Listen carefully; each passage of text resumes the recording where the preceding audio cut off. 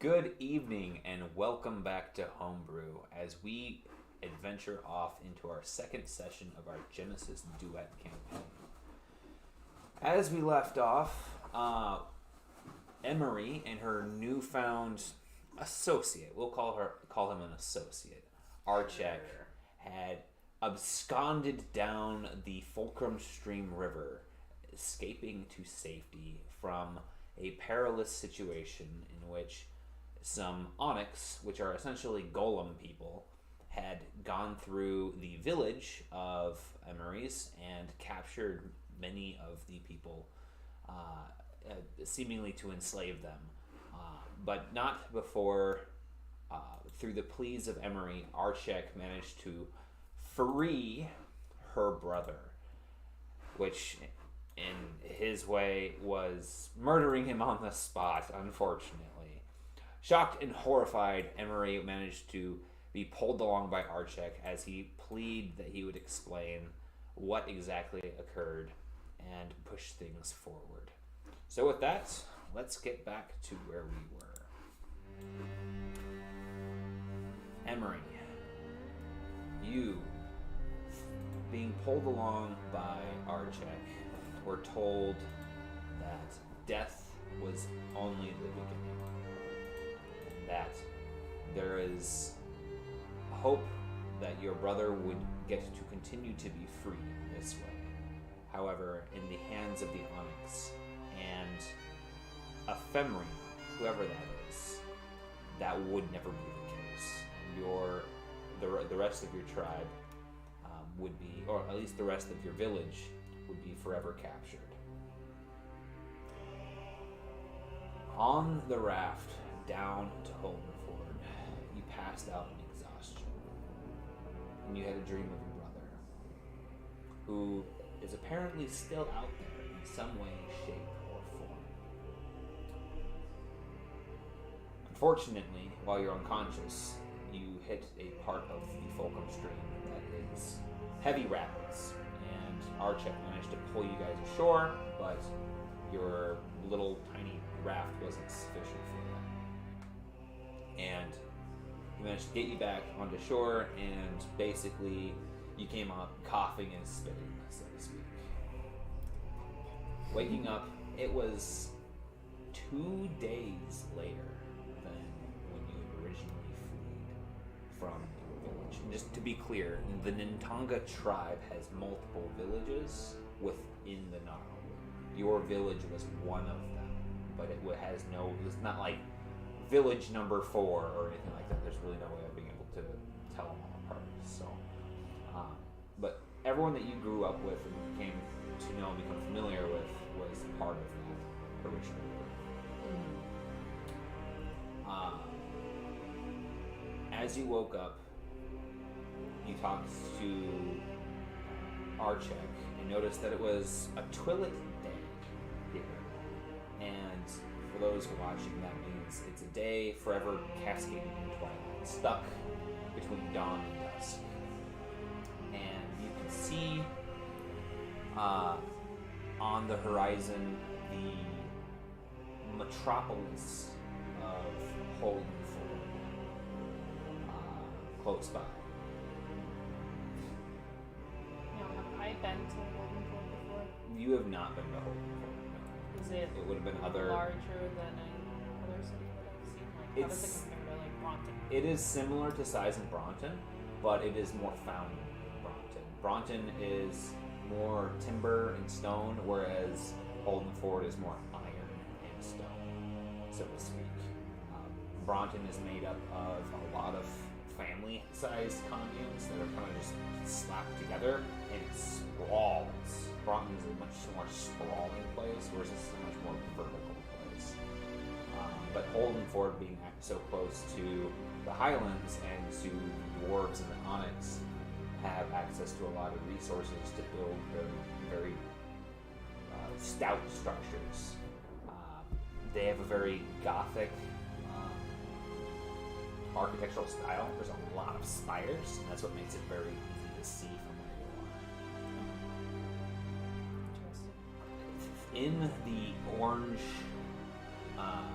crimson light, you see great winged creatures, which are small from here, fly up out of the city. And in the distance you hear a howling.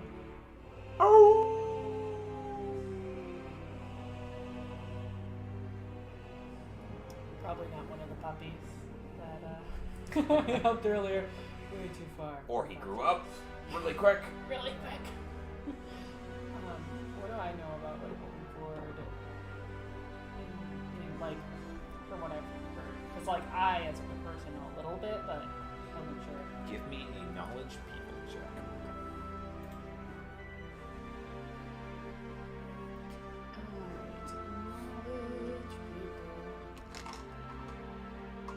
And add 2 boost dice from the proximity.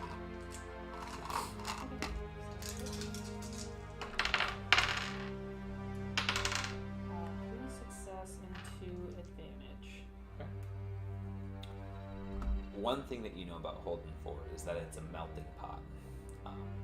A lot of people are accepted in Holden Ford, which is unique compared to all of the other city-states.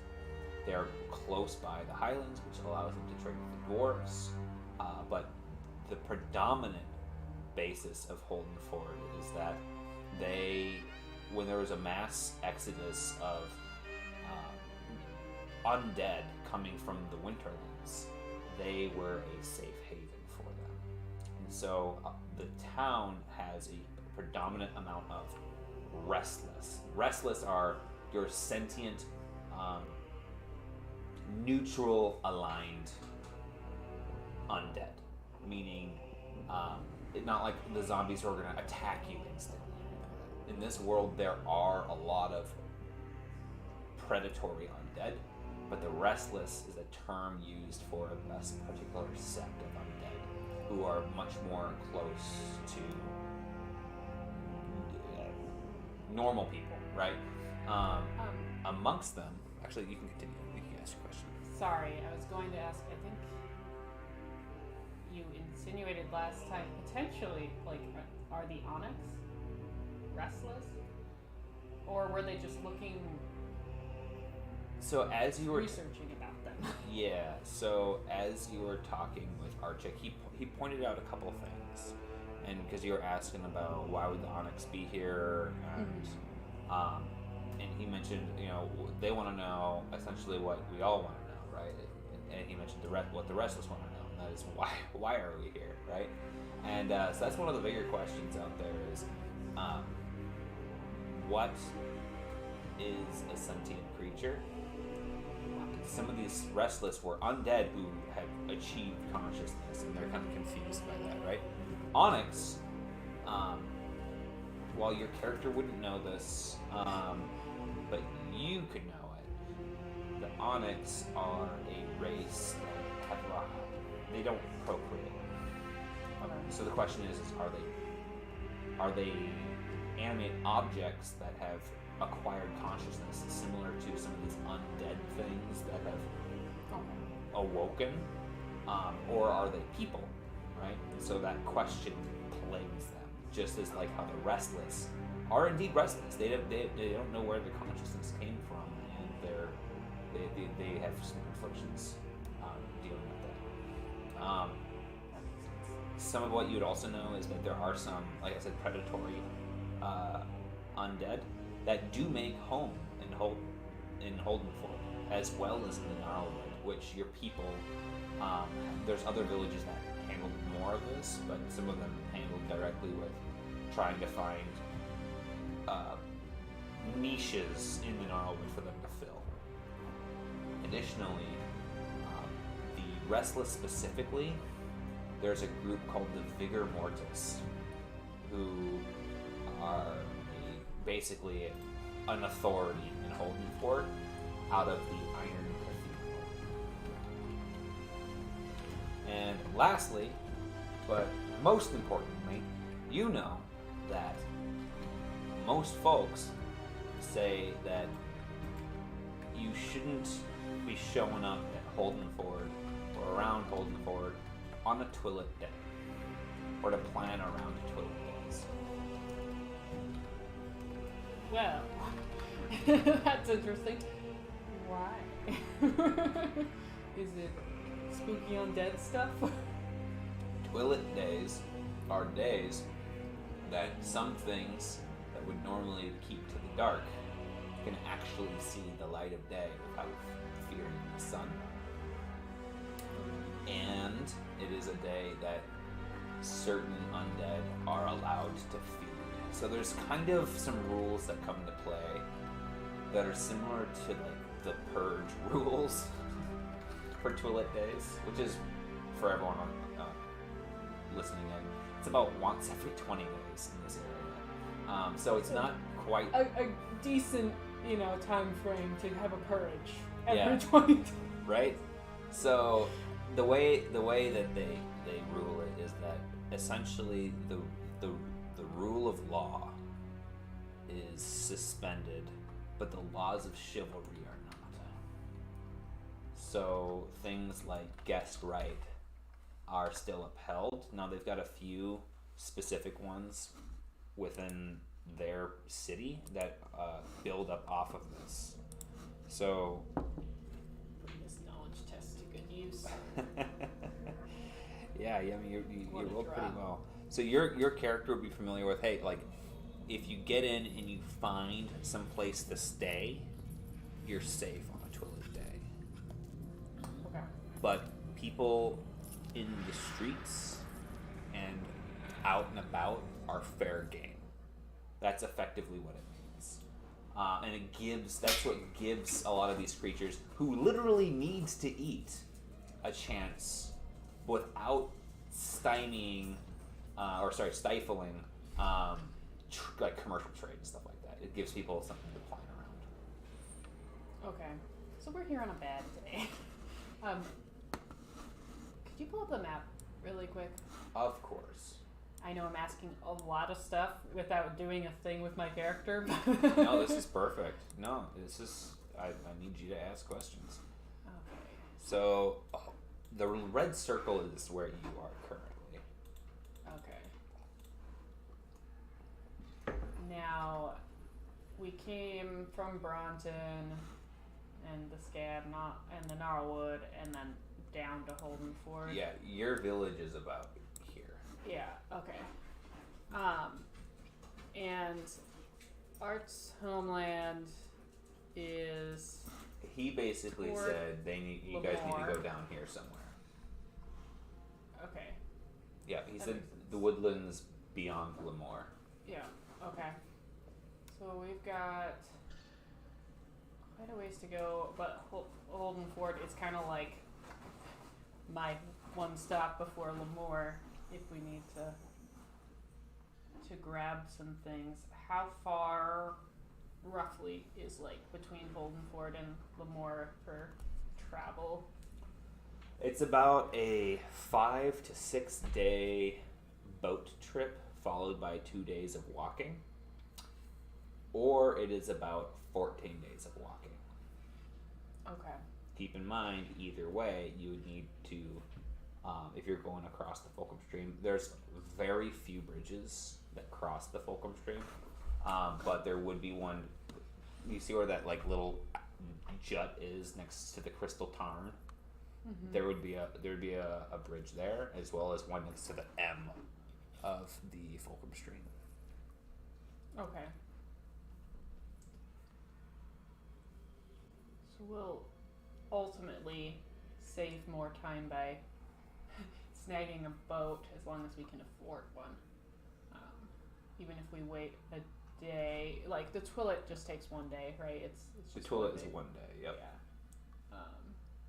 So even if we just hold off for a day for the question is still kind of being like we're on the outskirts of Holden Ford. I assume the lawlessness is still kind of applies out. I mean, I guess there's absolutely no law really outside of the city anyway. Okay. You are by no means in a safe location currently. It's just if being in the city is actually safer. Okay. You could give me a streetwise check. Sure. You know, if you're gonna offer, I'm gonna take it up on it. Because if you're wondering about what kind of places would you be able to find safety, Yeah. That would definitely be a streetwise check or a knowledge people check. Yeah, like maybe get into town and get into like an inn or something. You know. Yeah. 2 success, 2 advantage. Yep. If you get into town, inns and Yeah. taverns, right? If you go into town, inns and taverns, great place to be right now. If you can find a house or something like that, you can potentially find safety even out here because there are farms and there's fishing houses and stuff like that along the Fulcrum Stream. But it's going to be a lot harder to find someone willing to bring you into their house on a toilet day out here. Oh, hey, Salsa. Okay, so alright, I'll go back to talking to Art at this point then. I was asleep for much longer than I thought. I was where my brother was, but where is that? I thought it's best not to wake you. You deserve all the time you can have with your brother, and it's good for him. The place between is in some cultures they call it purgatory. But it is a waiting space between here and the next life. It is a chance to hold on to what is left of your brother before he becomes something else entirely. It is also a place that can be reached in certain states. Slumber is one of them. Is there how much, how do I put this? How could he slip away from me right now? I mean, I don't want to lose him.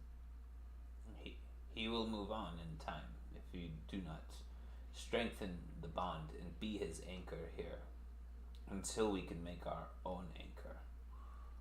Is there anything more I can do today, right now, to ensure that?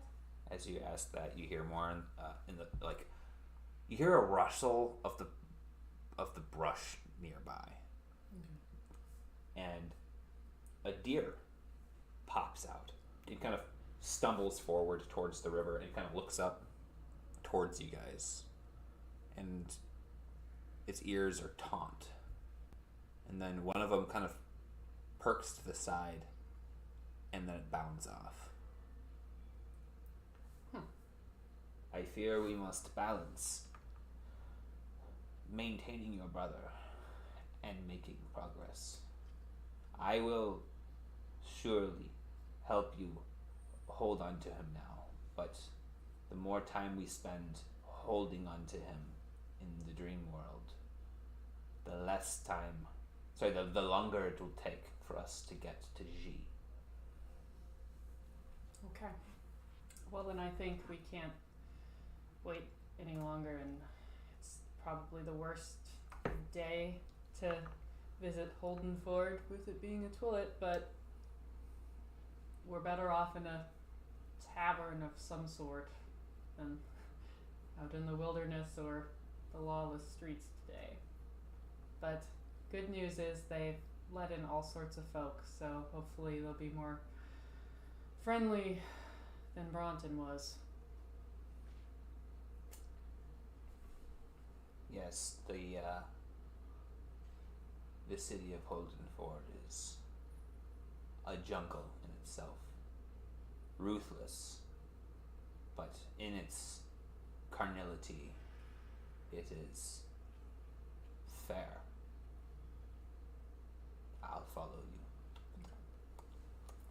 kind of like absent-mindedly. He's got like, so the way I picture him is he's got like those like mantis hands, right, with like the claws that come down. Yeah. Except that he's actually got a real hand on the knuckle of where the mantis blade comes down. So like normally when he's doing hand stuff, he's actually got a blade that shoots back towards his elbow.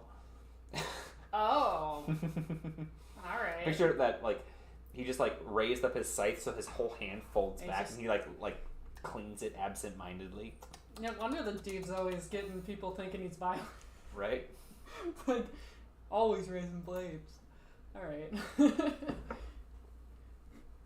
So you make your way towards Holdenford? Yeah, I'd like to head in towards Holdenford.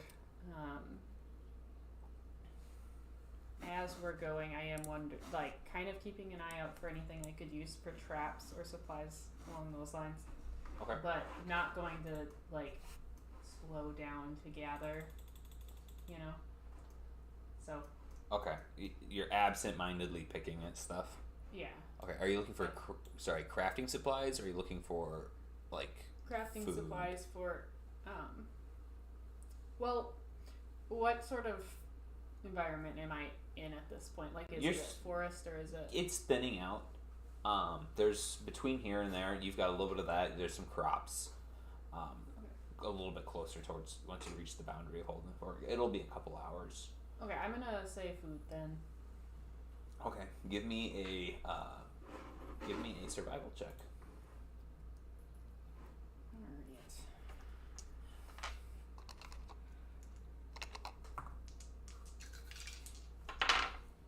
Triumph and 2 success. Wow. And when you're counting those, are you counting the success in the triumph? I'm not. Okay. So that's technically 3 success and a triumph. Okay. So, as you move along, you come across a cornfield. You can pick as much corn as you would like. Corn seems like something a bug could eat, so... Meaning, as much as I would like, would be... I guess how much can I pick up as I'm walking, not slowing down? As much as you would like. But that would be, so however many in days rations that you would like to do. I think the way that you did it before was 7 days rations is 1 encumbrance, so a week's food, so to speak. Okay, so I do want to try to grab 12. Okay. So then I would have 20, and that would that would technically still be 2 encumbrance, I guess? Or would it be 3? So, as long as you don't go, like, to 14 exactly, you're fine with just 1 encumbrance. Just remember that usually I just try to assume fairness when it comes to rounding for small goods. We're not going to get too heavy into, don't even worry about it until you get close to your max encumbrance. Yeah, that's... Okay. As you forage for corn, and that's, after you clear the forest, you clear the small woodland areas and some of the hills, and you get into where the good farming soil is. And there's just enough space for maybe 2 plots between here and Holdenford. And as you finish gathering up a couple of pieces of corn from the only field that actually has, from the field that has corn in it, you see a deer. Another one. This one, and maybe it's the same one. It's hard to tell, but it's prone on the ground, and it is skeletal in the sense that it looks emaciated.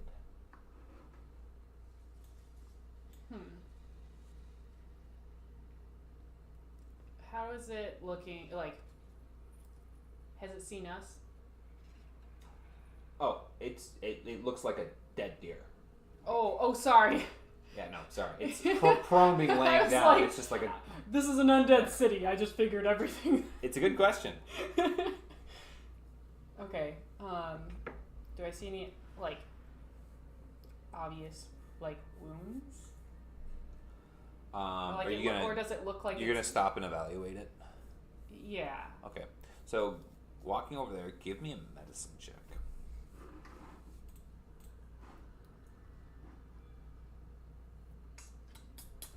Yes, sir.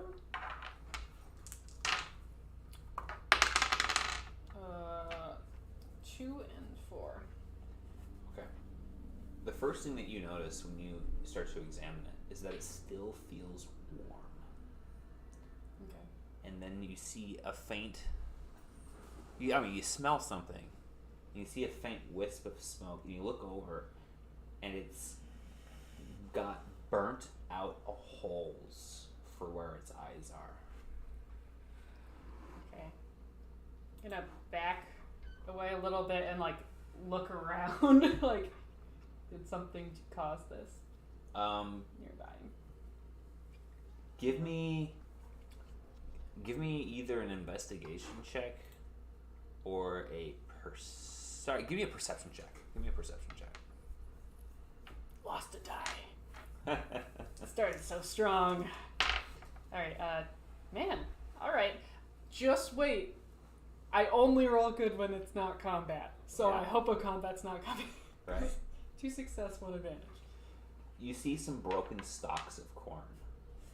And though you can see these, you look around and it's in an area where there's no like path to like where something would have come from that would have knocked these down. Okay. Additionally, you see what looks to be elongated footprints with deep gouges where the toes would be.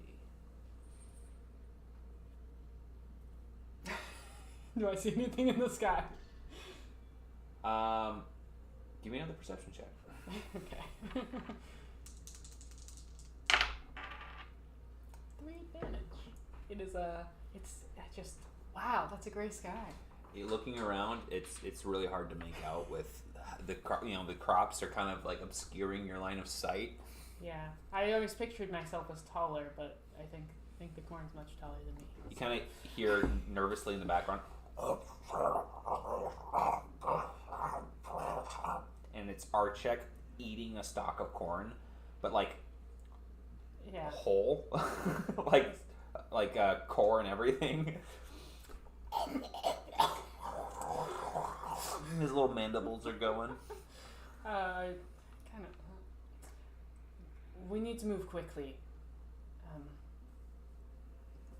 We need to get to an inn soon. I don't know whatever did this, but. Yeah. We should go. Yes. Okay. Now I'm gonna try to. Vominos. Okay. As you approach town, coming from this direction, you notice the black iron curtain that goes around the city. And what I mean by curtain is it's a wall, but it reminds me of like a wrought iron fence that someone would have in the modern era, where it's just like fence posts or whatever, right, with high spikes on them, except the posts are about, actually I had something written down on this, they're about a foot in diameter each post, and the fence itself is probably about 20 feet high.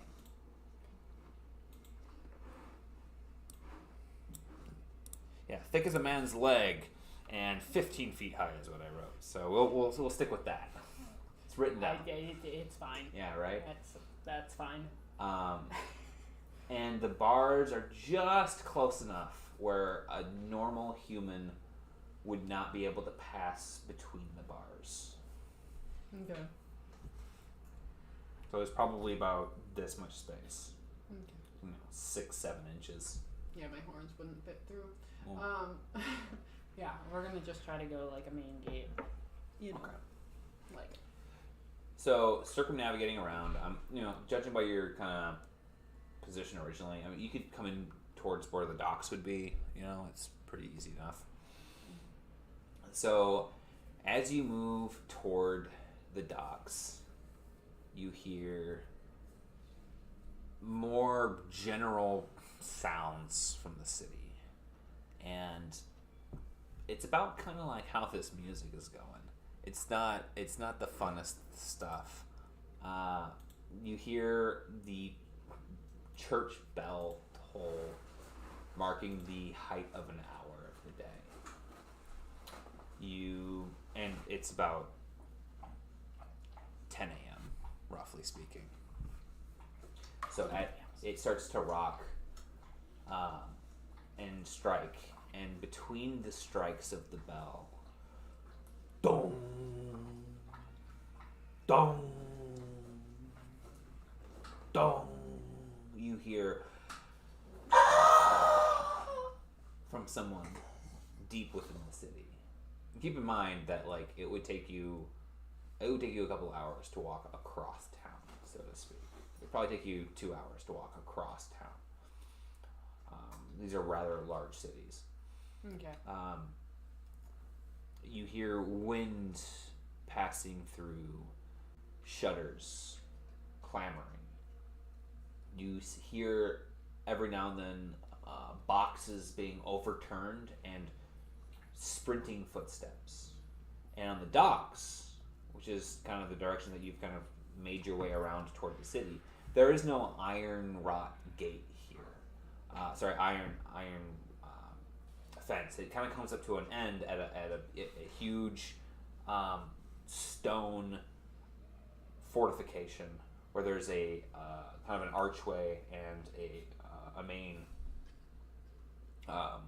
portcullis that is set up, and where the portcullis kind of goes up, you can see that there for the fortress that there's kind of like a suspended guardhouse for this main structure, and then off of coming from this direction, off of the right hand side, there is more stonework that extends down into the water, and then as it reaches the water, there's more black iron, which has now started to rust, skirting just a ways into the Fulcrum River itself, presenting a barrier for boats that would have to kind of circulate around and come back towards. And off of that one, there's actually, in fact, another fence, kind of downward forming, kind of like a spike wall for ships trying to get closer towards beaching here. And you can see that one actually extends onto the beach of the path that you've been, because you kind of came off of the out of the fields onto here. You can see that it kind of extends for quite a ways along the landing area where boats would come to land if there wasn't the bay right there, or the docks themselves. So it's just a minor defensive feature for the city. Looking out, you see that there are many boats still at the piers. And in fact, some of them still have lanterns lit, and you can see people on the decks of the ships. But no one specifically attending the docks themselves. There's no like, who would be the person that like writes off and approves the boats and keeps track of all that. There's no like, you know, those admin people. There's no fishermen. There's no admin staff. Right. Where's the help desk? Right, exactly. Hey, I'm not a nautical guy, all right? No, that's a better term for me. Thank you.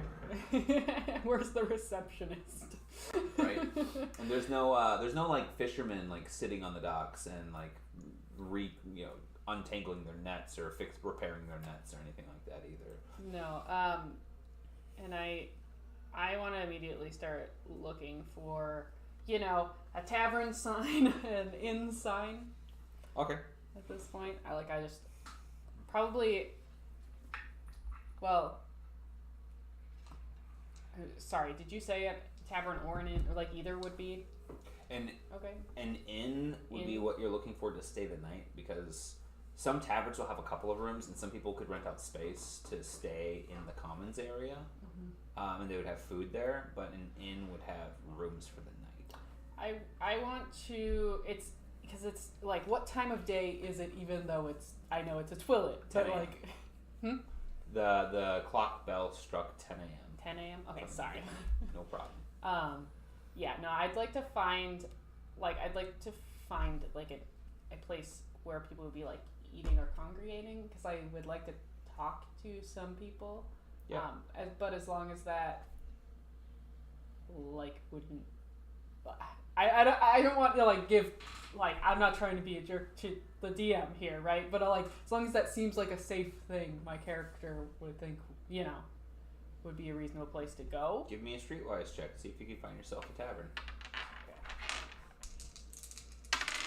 Okay. Oops. 2 success, 1 advantage. Okay. So there is a tavern right there at the docks. It's called the Mermeat. Oh, they need to work on their name, but we're going in. Okay. As you go towards the Mermeat, and you hear raucous noises in the inside. But as you go to open the door, it kind of opens a crack, and it's kind of like those like apartment or hotel rooms where like it's got like some sort of chain on the other side, so to speak. Mm-hmm. And you hear, "We're full! Yeah, we're full!" from a few people on the inside. Oh, speaking of which, as you walk through the main gates to Holdenford and into the city, you did pass and see through into one of the guards' rooms, so to speak. Looking in there, you see 6 bald men playing a game of cards. But as you pass by, one of them turns and looks in your general direction, and you can see as he kind of creaks around that he is got no eyes. All right. And he's actually not bald. He's got no flesh on his head.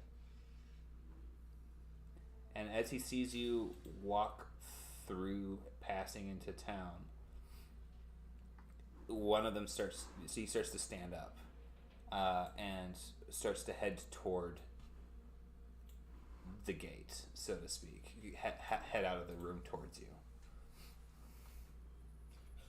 So this is before we go. Yeah, Sorry. this would be before. We're back. Okay, that's fine. We shot right through the gatehouse. Yeah. Yeah, no, that's totally fair. So they're coming. One of them has stood up from the table and is starting to approach. Good morning. Just try to get into town. Mean no trouble. What's your purpose in town? Hoping for, well, some lodging and then perhaps a boat. Well, you'll find both here in the harbor. But others might find you first. Yes, we're kind of hoping for be a guest at an inn or something. We're new in town. All Yakovi must be playing tricks on you if you've shown up on a Twillet day, child. Yes, we haven't had the best of luck lately. You're gonna have to find a way through town if you're gonna be looking for a place to stay. Lots of folks coming in on the docks. Lots of people rushing to figure out what to do on a day like this. Yep, we're one of those. Well, you take care, child. I don't think I need to worry too much about what ill means you have for the folks in town. Do you have any advice for any first-time visitors? He kind of like crocks his neck forward, and it snaps a little bit, and he looks up and he goes, "Run!" I mean, you seem friendly enough. I have many places to go. What do you think, Art? Archie looks at him and goes, kind of looks up and around. And goes, well, he doesn't need to eat us to live. And you hear, oh! I don't suppose you guys are looking for any guests? You'll find no guest right in a guard's house, ma'am. You're not welcome and you're not employed. I see. And I just start walking away, and then I mumble under my breath to Art as we're walking, and I go, some guards, huh? I wonder if they're more so here to keep what's inside in on a day like this. I've heard it gets pretty lawless. Anyway. I care not to find out firsthand. No. Second that. Alright, zoom forward. You go to the mermaids, and you get spermed. Are you sure there's not room for 2 more in there? We don't take up much space. And I kind of do. Try to make myself look smaller. You see someone, you hear a honk against the wood of the, next to the door, and you see an eye piercing through the space. Hello, the weather's nice today, isn't it? He goes, fine weather for now, till it starts raining blood. When one of the swoopers come get you, pull you apart and make you confetti. No, we don't have any room tonight. We're already full. Do you know any places that aren't? Yeah, you hear the door shut for a moment. And then it Let's opens try back to up beat again. before they And, shut it. it opens back up again, and he goes, and like, puts his hand out.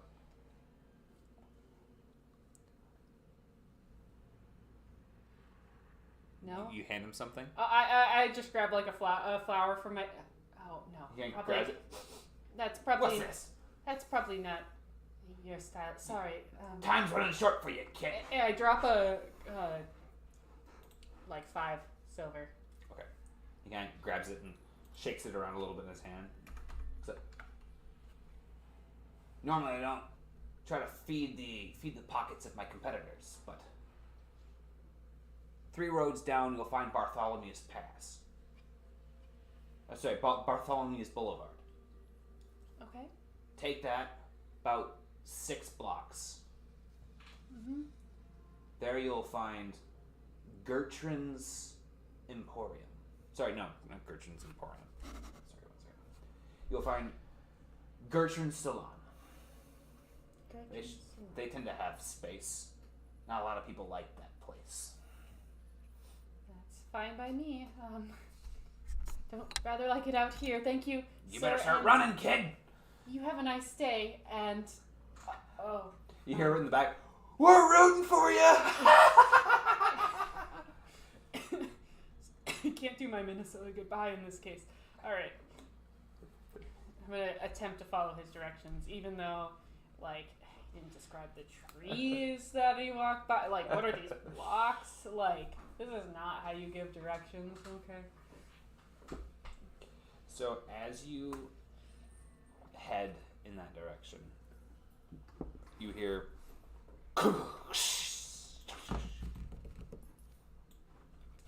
coming from one of the alleys. Nope, don't like that.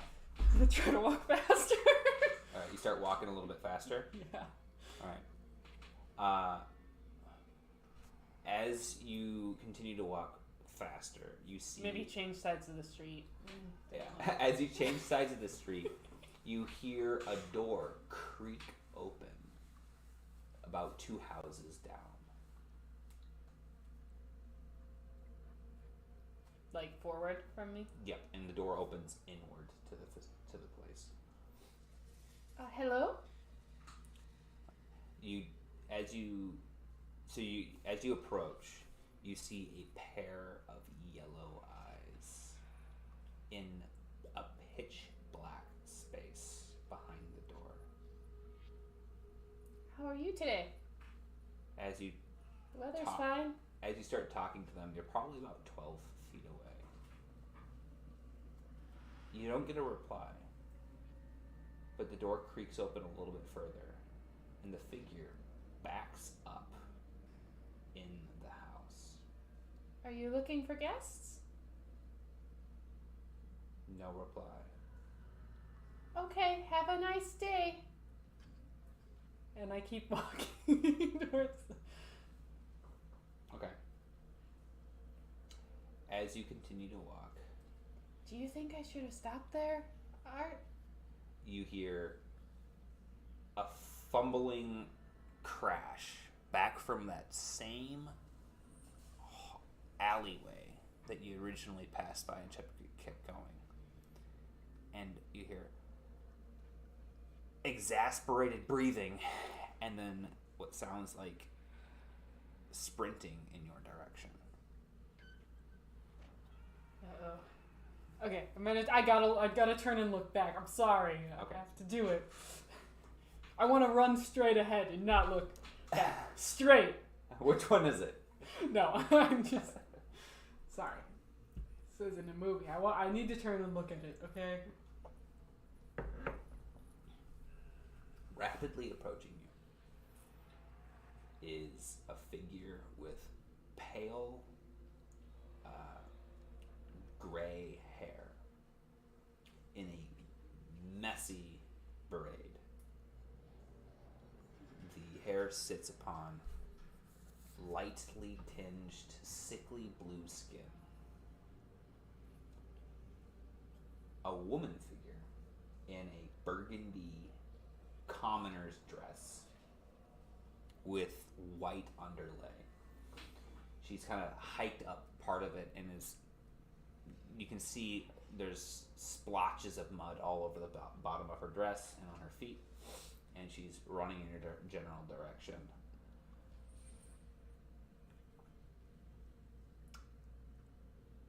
Does she look dangerous? Like does she look like she's like for us, or she's like got fear in her eyes?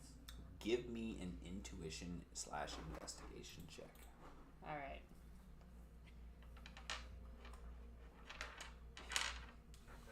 Just gotta know.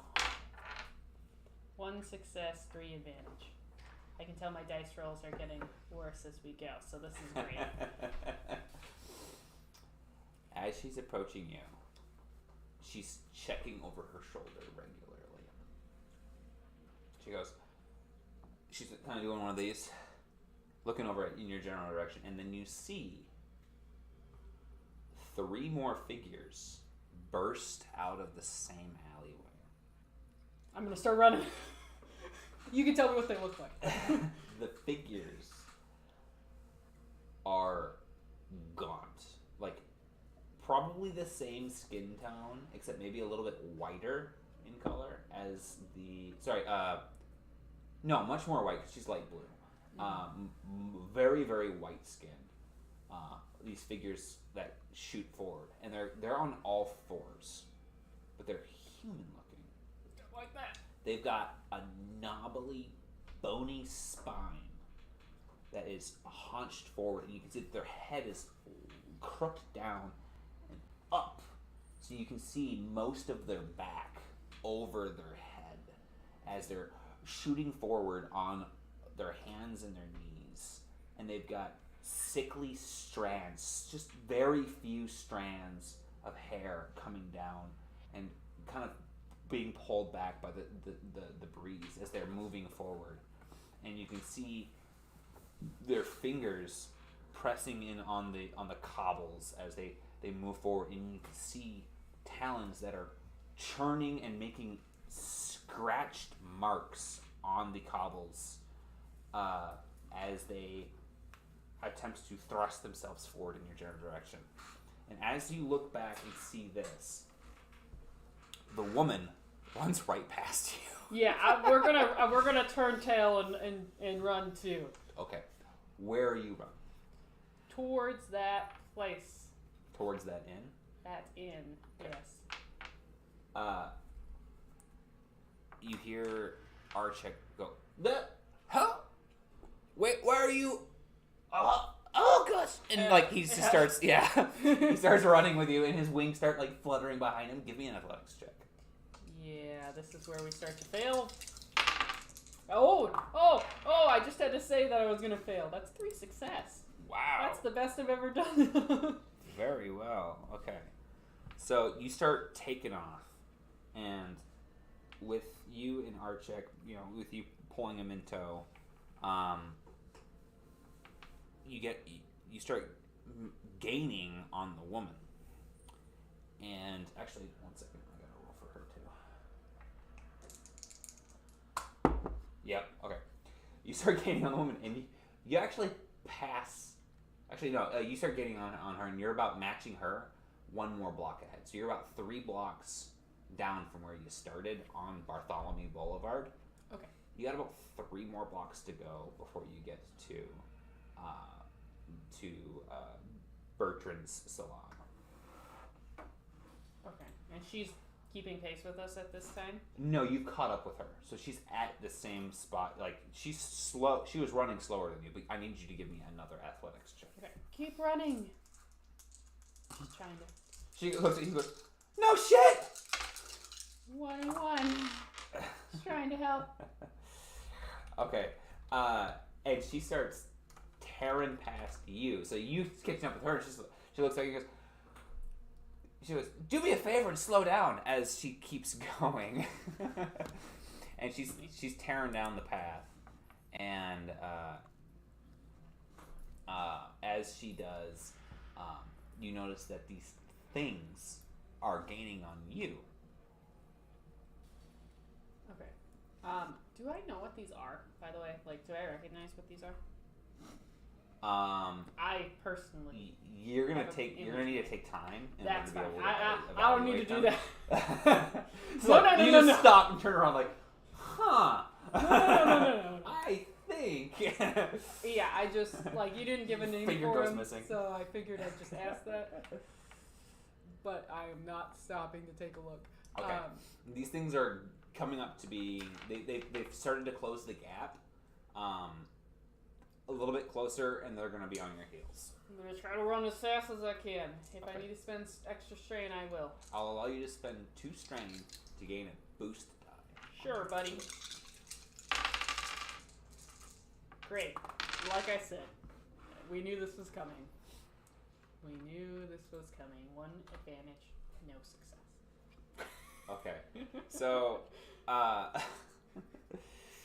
these things start catching up with you and catching up with the woman who passed by. She's a little bit ahead of you at this point. You still have 1 more block to go. Okay. I'm going to keep trying, unless they're like, how close are they to me? They're getting 1 more failed check, and they're going to be on you.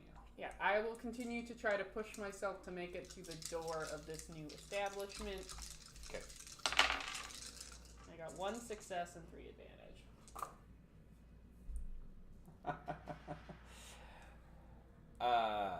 All right. So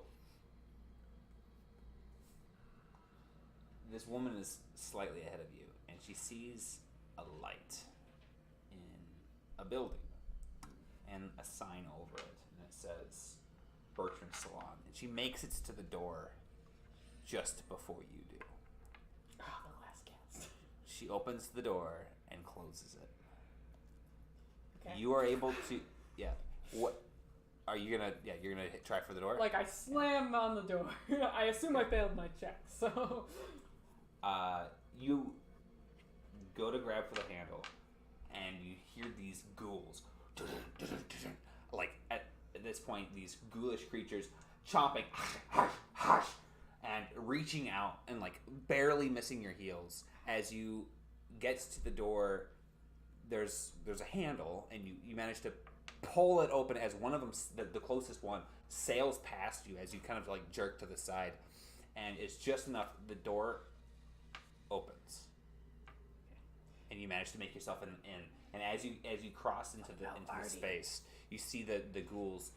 So you see these ghoulish creatures slide through this mud and like stock on the other side of the door, and it's as the door is open, there's noise on the inside of the space. Where's Artie? Hmm? Where's Art?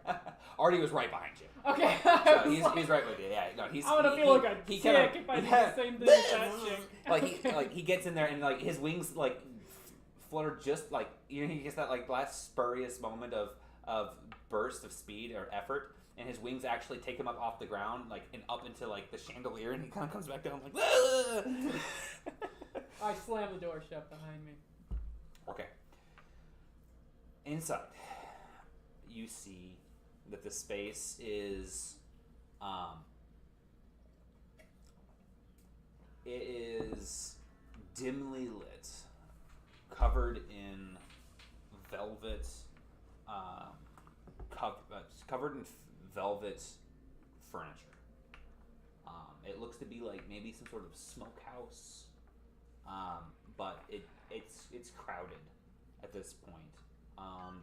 With all walks of life. You see a couple of gnolls. You see some dwarves. There's a couple Leonin characters in the space, and some humans, as well as 3 undead. Okay. I was like, I don't like.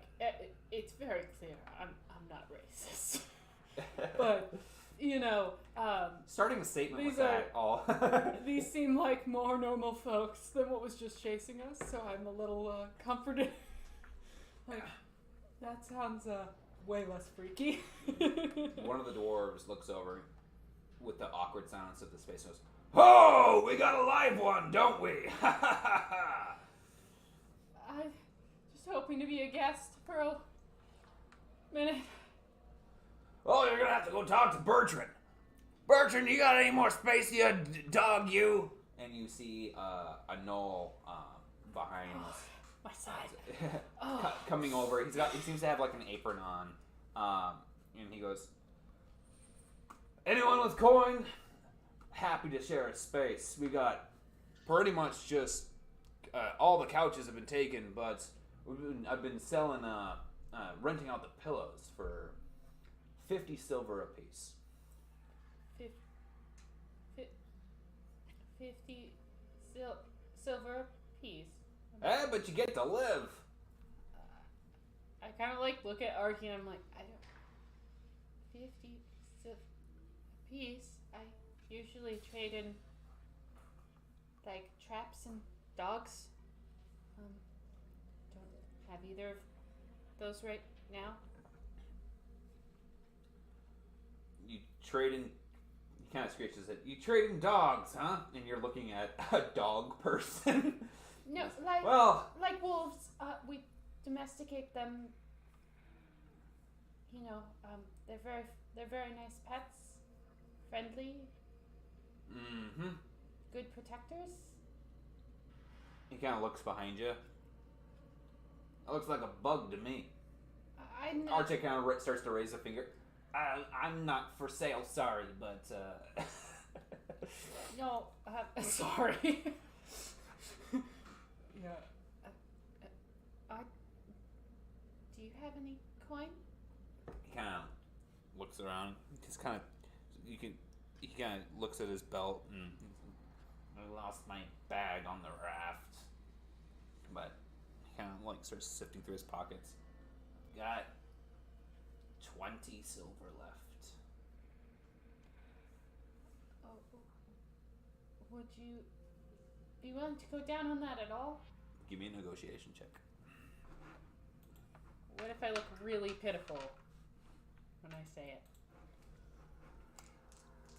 I'm just kidding. Give me a negotiation check. It determines how pitiful you look. I'm polite and unassuming. I'm just letting you know. 1 and 2. Like, that's my strength. So, it's just... The guy goes, how much can you afford? 'Cause those ghouls outside are mighty hungry. I have 70... I have 78. You have 78. That's it. Sounds like you have plenty. No, but my friend Art only has 20. 40 apiece. You said They don't teach you you said mathematics. 50. Oh, I thought you said 40. You said 50. Oh. So I'm like too short, and I would be totally wiped out. But you know what? No, I'm not letting that. 40 apiece. Yeah, sure. Yeah, 40 apiece. Got it. I tricked him. Here goes. He didn't All think right, have yourself a seat. And by the way, we sell all sorts of smoking fineries in here. So if you're looking for something to take the edge off, we certainly can provide. Unfortunately, we do pretty much just trade for silver here. So if you're looking to barter, You don't need any help? we got nothing else to do around here. Help? Got nothing but time right now. Well, you could probably clean out some of the old bathroom buckets are getting full, but then you'd have to go back outside. So. Oh, that's fine. All right. Well, for now, why don't you just enjoy yourself? We're all locked in this space together for now, so might as well make good conversation. You got any music? Can you sing? Could you have any musical instruments? Something to pass the time? Cards? Read us stories? Tell us tales? I might know a song. Dude, was it all of my silver? It's 40 silver, and you can use art checks 20, so it'd be a total of 60 silver from your pocket. I have 18 left. I am just rolling in it. All right, that would be 9 more rations. Hey, you could have fought the ghouls and used up some of those health potions, Yes, and then you my would have had more currency silver. is health potions right now because I'm an idiot Right. and bought way too many. That is fine. They'll be used eventually, but all right. Anyway. So the lady who's managed to get into the facility is kind of massaging her feet in one of the corners, and you see, like I said, there's a Leonix. Sorry, not Leonix. A Leonin. There is a couple of dwarves. There's a couple of gnolls, and several humans within the facility, and 3 undead. Which, as you get closer, you realize they're undead because one of them actually looks like a zombie, but it's hard to tell because he's not moving at all, and except you see like a lit cigarette in one of the hands, and then two of the other undead are basically skeletons, and they're just chilling, just sitting. In fact, you're not even sure if they're alive. I want to talk to Bertrand. I want to ask him something. So I don't know if he walked away from me or not yet, but So there's a couple of doors that kind of swing, kind of like a old westerns doors, into a back room, and you see tall cabinets with glass fronts, and it looks like small boxes stacked in each of them in the back, but that's all you can see from here. okay, he's away. That's fine. I'm gonna go over to the undead. Is there like a spot next to them where I could move my cushion? So a couple of the undead are on the couches. You can sit on your cushion next to the couch, or like there's like a coffee table set in front of it. Good morning. My name's Emery.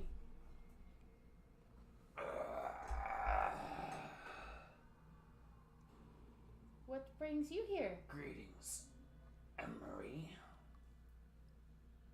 I've come for the smoke. It is good on the old bones. You're old then? Well, not in comparison to Diedrich over there. Hey! And one of the dwarves speaks up. it's considered a noble art to live as long as I have and grow a beard as long as I have. All right, just because you come from lesser ilk doesn't need to be calling me old. Nonetheless, I'm about 80 years. Feels just like yesterday. And you see the other skeleton at this point go forward, kind of shift its head up. 80 years, but only 20 of that is an undead. Don't forget, your real life started when they hung ya, Gertrude. Sorry, that's not Gertrude, because we have a Gertrude already. So we'll go with Ryan.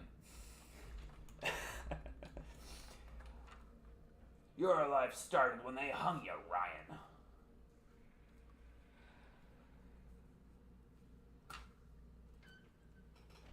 So you are dead but undead.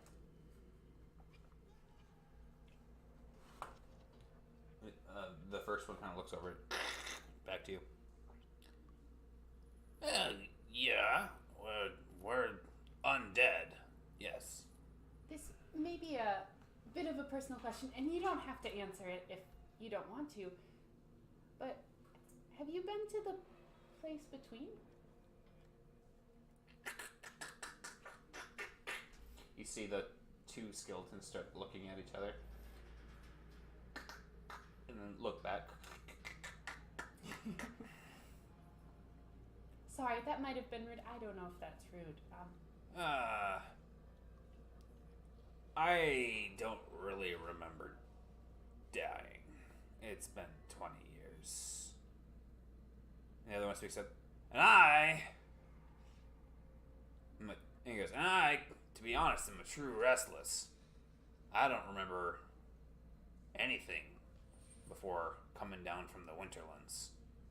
That was 100 years ago. 100 turns. It's been a while since someone asked me about this. I'm not sure that I remember 100 turns ago either, if that makes you feel any better. Makes me feel better. Good chuckle, rattle in the ribs. That does make me feel better.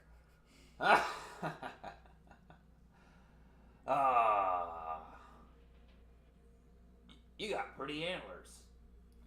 Oh, thank you. That's very nice of you. And I have no idea what he looks like. So the one that you're talking to at this point is dressed in robes of yellows and browns. I'm picturing like the brown of like the yellow and brown of like a lion, depending on you're talking about like the classic color that you'd paint their mane versus like their main body. But it's like the trim is yellow, whereas most of the rest of the robes are brown. And on his feet, he's got like slippers. They're pointier slippers, but they're not like ostentatious by any means. And he's got it's all belted together. He's got a leather belt that is helping cinch it across, except he's got it on his pelvic bone specifically. And then he's actually got what looks to be like hoodie drawstrings, like kind of up towards like right on his rib cage to help keep it all cinched together. Mm-hmm. And you notice that even his little slippers have little cinches for the top of them to keep him on his feet. And I like all the earth tones. That's beautiful. I try to keep up with the current times, all the local sensibilities. Yellow's very in, seeing as most people don't even get to see the light of day around here. It's fair. Like a nice, dandelion or sun. Yeah, like that. Marigolds, too. They're nice.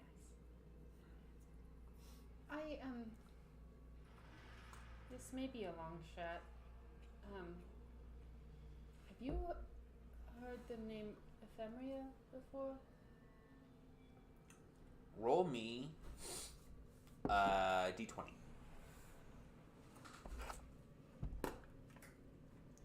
I got a 9. Ephemeria? Is that like a drink? I don't think so. Can't say that I have. Must make for a good story. I do not know enough yet, but it doesn't feel like a good story at the time. At this point, Gertrude has started to walk around the room and probe a couple of folks on if they needed anything else. And the dwarf asks to get topped off on a couple of smokes, talking about strange plants that you haven't heard about before. Very foreign. And he comes back, and some of them are actually phosphorescent, or they glow. And he's packing a really long pipe with a couple of them.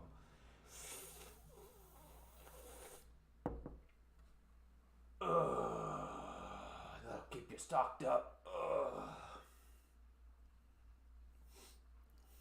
Should probably save my silver. It's fine, just live in the, get it secondhand. Okay, so do you move closer to the dwarf to try to No. Okay. But I would like to start fiddling and making one of my traps while I'm sitting there, so that nothing else to do. Sure. Gotta keep my hands busy. I feel a little restless. Sure. What kind of trap are you trying to make?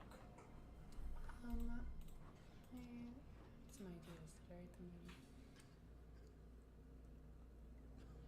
I think I'd like to try to make either like a net or like a bola. A net or a bola. Okay.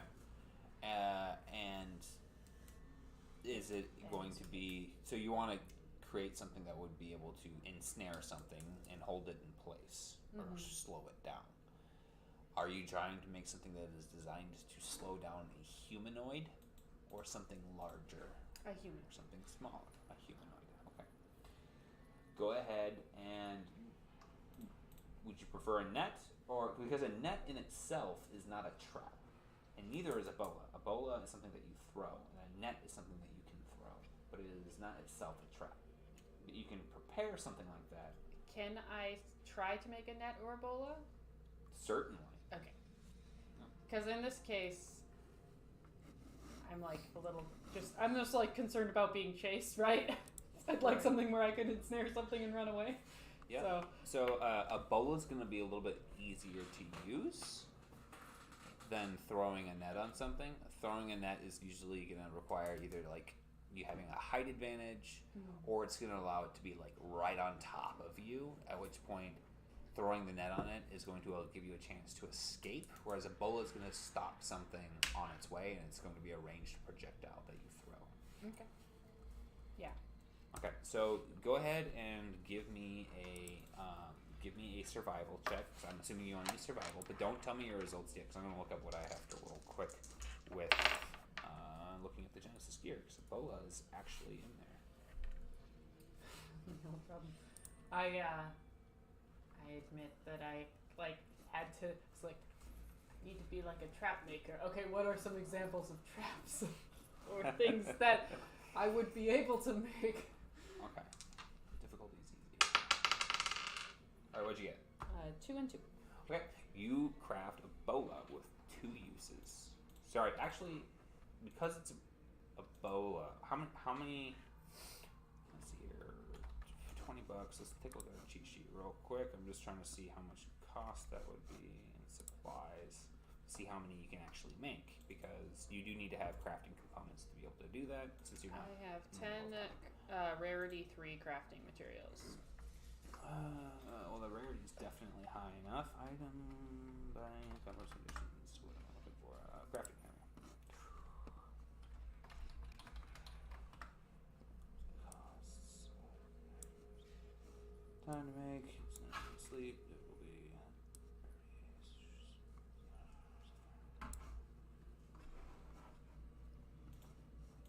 Equal to the encumbrance of the item times 10. How many do you have? I have 10 crafting materials. Not that I would like. Not that I'm trying to make as many bolas as I can. Yeah, right. So I'm gonna say that one you bola. you can craft up to 2 bolas with your results, and each of them is going to be like you won't be able to retrieve them, so to speak. Yeah. No, that's fine. How many crafting materials would it take? That would be all of your crafting materials. It's 5 each. Okay. I'll do it. That's fine. Okay. I'll find other materials later, but that sounds the most useful for the current situation. And there's a bola on the weapons page of the Genesis gear. You can use the stats right off of there. Thank you for letting me make that, and that is very cool that it is already there. Yep. Okay, so ranged 2. Net is right below it, ironically. And net would have been a lot more supplies, in my opinion. Yeah, that's... And potentially more, like, reusable, too, in my opinion. Like, if you were to go retrieve it. Encumbrance 1. Sorry, I'm just going to fill this all in all I can. No problem. Yeah, keeping in mind, survival, crafting anything out of survival is inherently making it something that is got less uses rather than with mechanics and you're actually like manufacturing something. Yes, this is like a one-time use made of sticks and stones. Break your bones. Or trip your feet. Or trip your feet. Get those feet seats.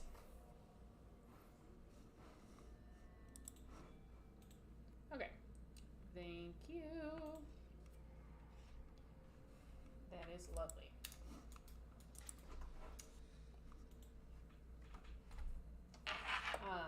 When I was asking about Ephemeria, was I only asking the one undead? Was I asking the You're asking the 2 skeletons. The 2 skeletons? Yeah.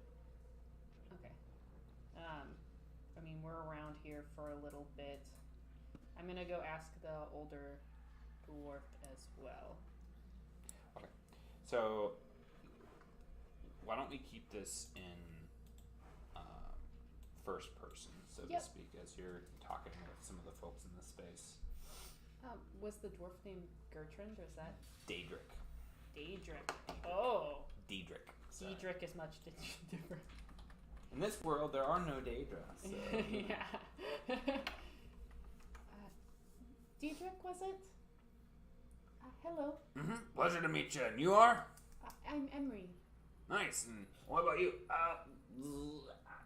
Archek, if you please. I'm not from around. Huh.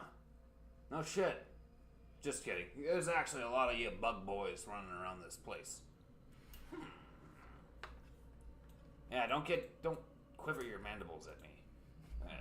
Anyways, what can I do for you, young lass? We ran into some trouble a little bit ago, and it seemed to be, they mentioned someone called Ephemeria. I didn't know if you knew anything about that name. I know it's a long shot.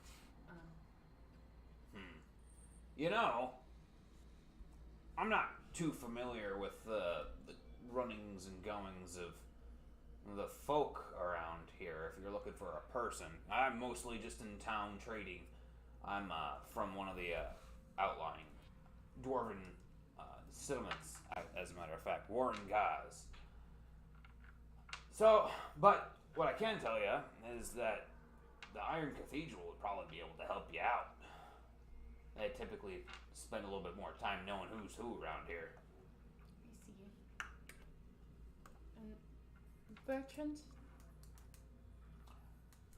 Yes, darling. That wasn't a name you've heard of either, by chance?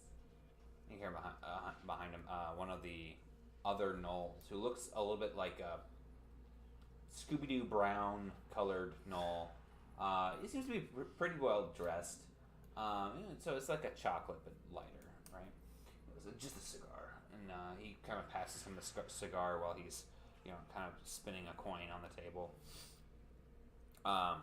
So as he does that, sorry, what did you ask him? If he knows Ephemeria? Yeah, I'm just shooting all my shots. Yeah, right.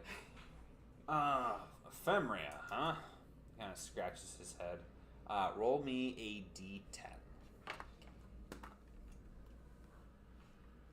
This just seems like the most likely city where anyone would know. Potentially, I don't have a D10. 10. Do you? Kind of scratches his head. It sounds like an exotic name. I have a hard time keeping track of everyone around. Do you have a description? I think I don't necessarily have a description, but there's something about blood and bloodlusts. They seemed like they were taking prisoners of some sort. Oh boy. I'm hearing blood ritual. That's I hate to say it, not something that's too uncommon around here. That's what I figured. But I'm sure also that you're in the right place if you're looking for some information on the person. Unfortunately, I don't mean Gertrude's salon, I mean Holden Ford. Tomorrow is probably a much better day for you to be out and about, see if you can muster up any of that kind of conversation. But I'm here with Diedrich on going to the Iron Cathedral if you're looking for more specific information on each person. Sorry, I can't help you out more on that. That's just fine. I just thought I would ask. Yeah, I mean, what I can tell you is that, most of the big names around here I'm relatively familiar with, so I know how to stay out of their hair, especially if they come in through my door and give them the best of my brands. So they're probably not someone that's got a lot of clout in town, so luckily there's that. Slavery is not necessarily one of those things that's... Now, slavery's pretty common, to be honest, so I can't necessarily tell you which slaver that would run in, but you could probably talk to a couple of the other ship captains and figure out some of that. They gotta export their goods some way, huh? I suppose Hey! I had this. As a matter of fact, sorry, Osiah, you're a ship captain, aren't you? And the other Knoll, who's sitting down there, who lit his stogie.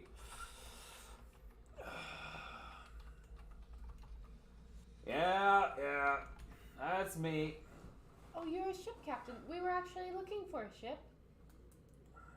Okay. Where's your ship headed? Well, we happen to be picking up some supplies, heading back towards Lemoore, dropping off some materials. I don't suppose there's any room on that ship. We're trying to get to Lemoore too.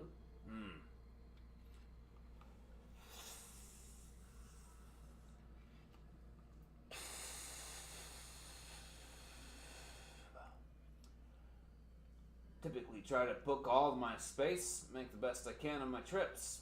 It's dangerous being out in between cities. Dangerous enough being on the streets. Sounds of it, you walking in, you don't got coin. Not enough to pay for the space you'd take.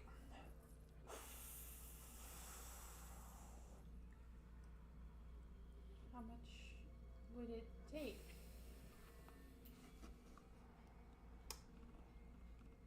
I got that here.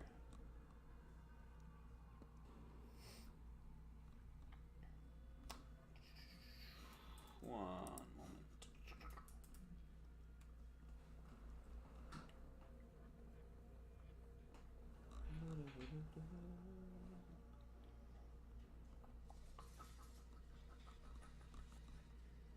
Maybe I put it somewhere else.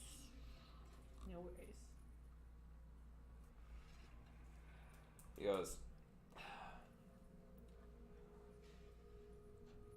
Given the place, given the time, I'd do a gold each. Gold. Yep. Gold per body. Keep in mind, all guest right included. I see. There's no other way around that cost then, I suppose. Sorry, kid. It's dangerous out there. I'm not a charity. This world isn't charitable. I see. But you seem pretty smart, pretty fast. You got your way in here in one piece on a twillet day. Maybe you can apply a trade. A trade? Yeah, craft. Yeah, I'm very good at. I'm very good at building things, like not big things, like little things, like traps or fixing things. Well, I'm sure you could make a couple silver a day down at the docks, working with the fishermen, mending nets. There's crafting facilities all throughout the city. Probably looking for some extra apprentices. If you're looking to build baubles and stuff. Hell, I've got a few things, some trinkets made in Holdenford, but bring them back to Lemoore. Your goods are probably heading down towards Kirkov and Bellingham, but hey, where there's someone willing to work, there's always a way. Just need to get there quickly. My brother, he's not well. Sorry, kid, I don't have jobs just lined up waiting for you. Unless you got Of course you don't. experience sailing. But I already got all my crew members, and it would be wrong when I've already partitioned a guest right to them. And plus, I tend to work on contract. Most of my men are around for a full term. If you happen to hear of any other ships that are headed that direction that... You think that I'm cutthroat, don't you? Not sparse with coin. Honey, you're gonna find yourself the same problem with the other captains out there. Her eyes tear up a little, and she goes back to her trap. With her 18 silver in her pocket. Alright,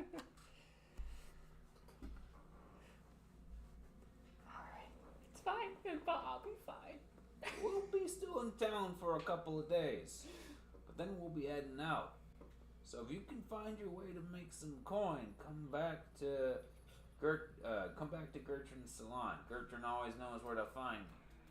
My ship is the Leeward Star. Alright, I appreciate it.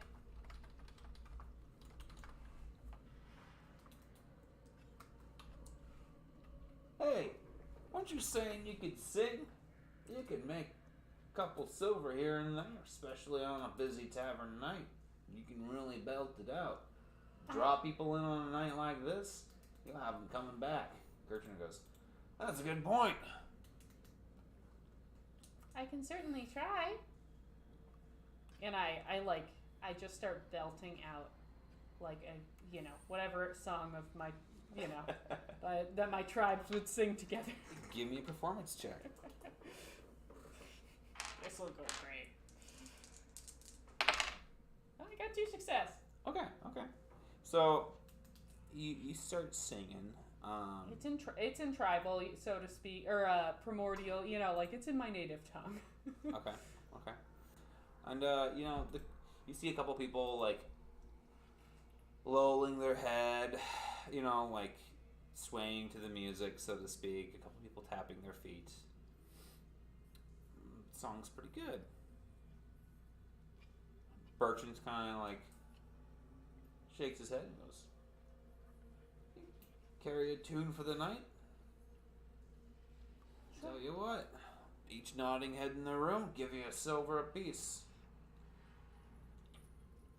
See what happens tomorrow night. If any of them come back, keep you on. Thank you.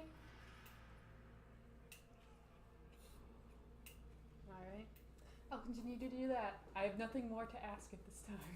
Okay. So you spend a good portion of the afternoon singing with some of these folks.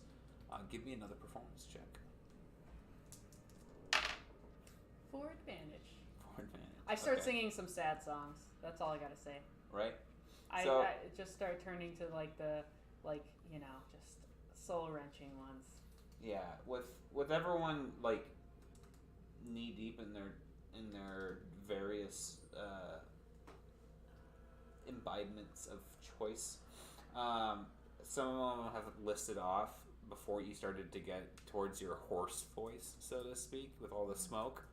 And you're not able to keep it up for a while, so you kind of cut off, and Bertrand kind of goes, well, you're a sprinter, not a runner, not a jogger, so to speak. So I'll tell you what, here's 5 silver. Thank you. Yeah. Of course.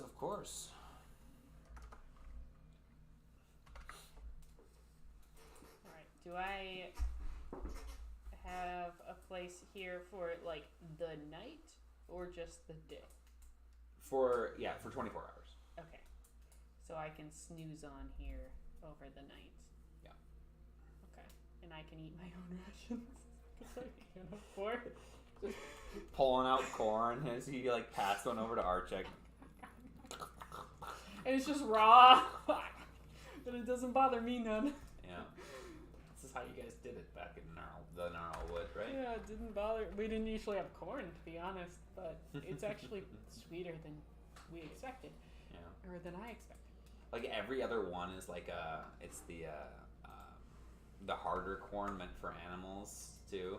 Oh, that's better. It's like sweet corn, hard corn, sweet corn. Yeah. No, she likes that. That's heartier, you know. Yeah, there you It'll go. stay in the belly longer. Yeah. Okay. Do you spend the night here then? And Yep. That's you're okay. So we'll carry over to the next morning.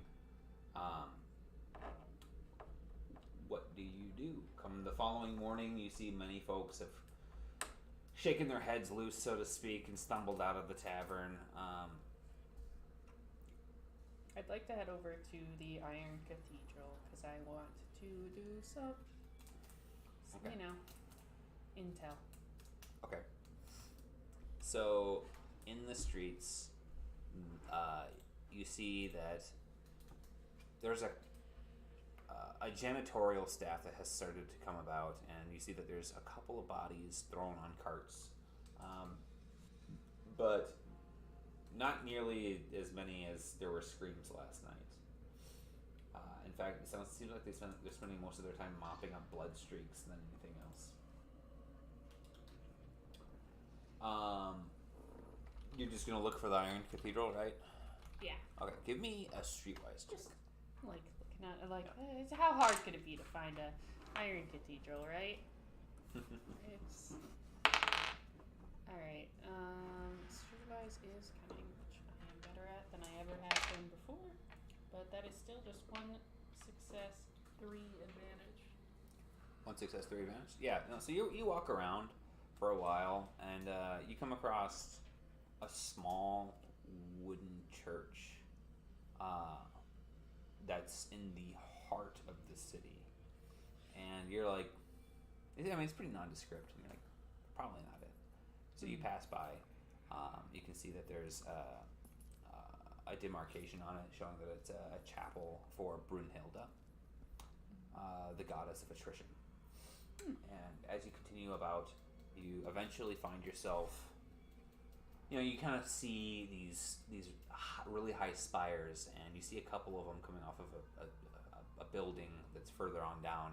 And as you get closer, you can kind of start making off the roof, and it's this big, rusty, like really, really orangish colored solid steel building with stained glass and wood in the between the arches, so to speak.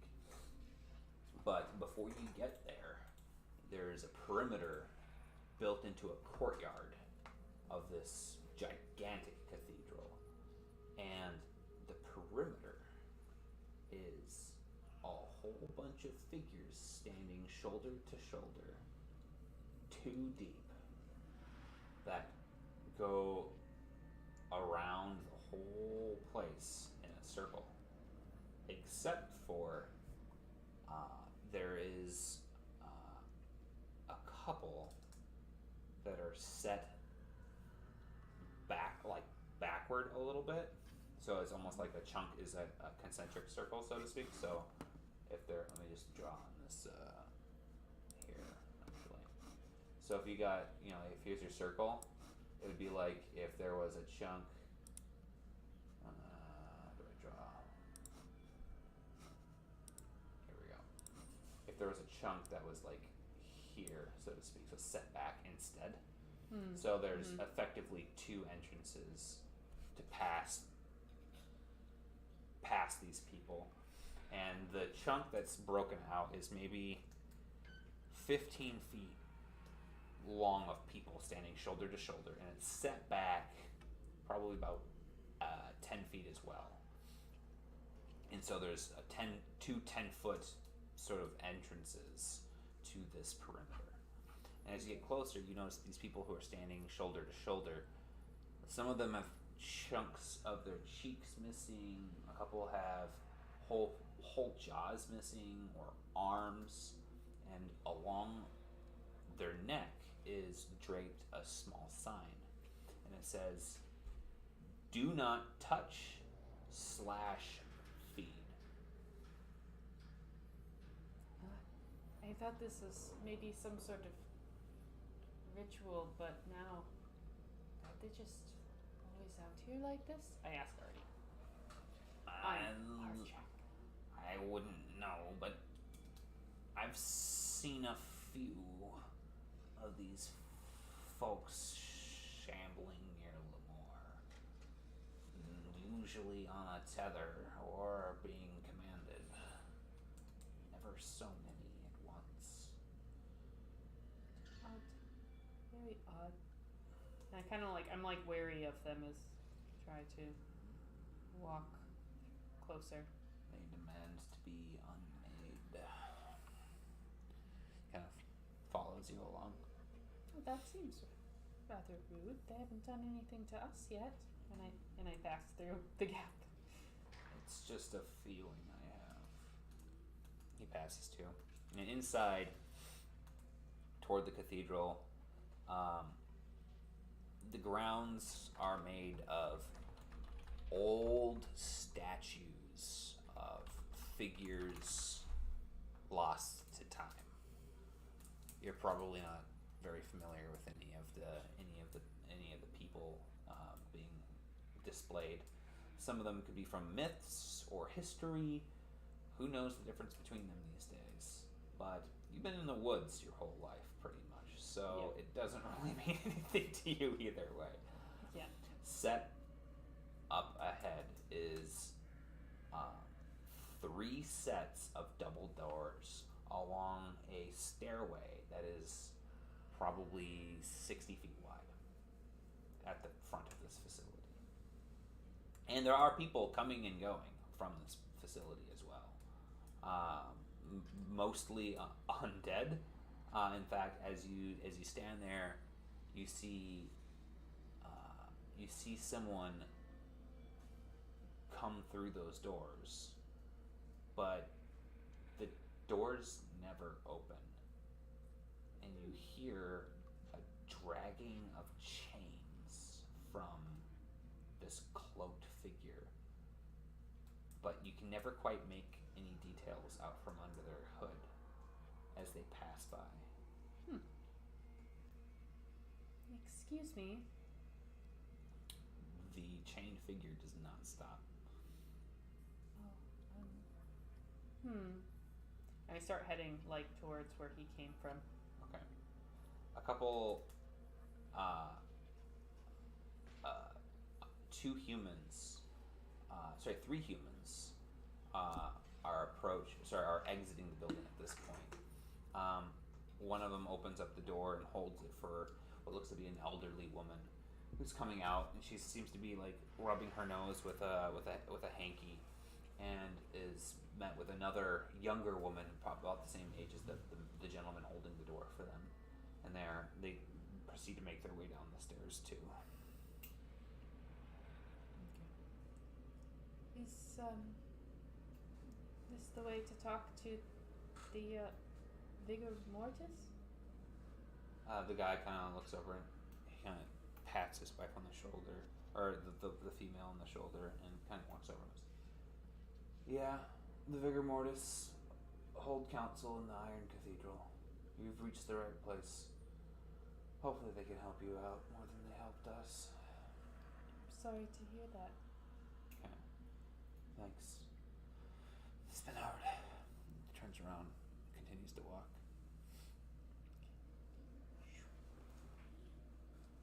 You head in? Yep. Okay. So you go toward the doors. Left, right, center. We'll go center. Okay.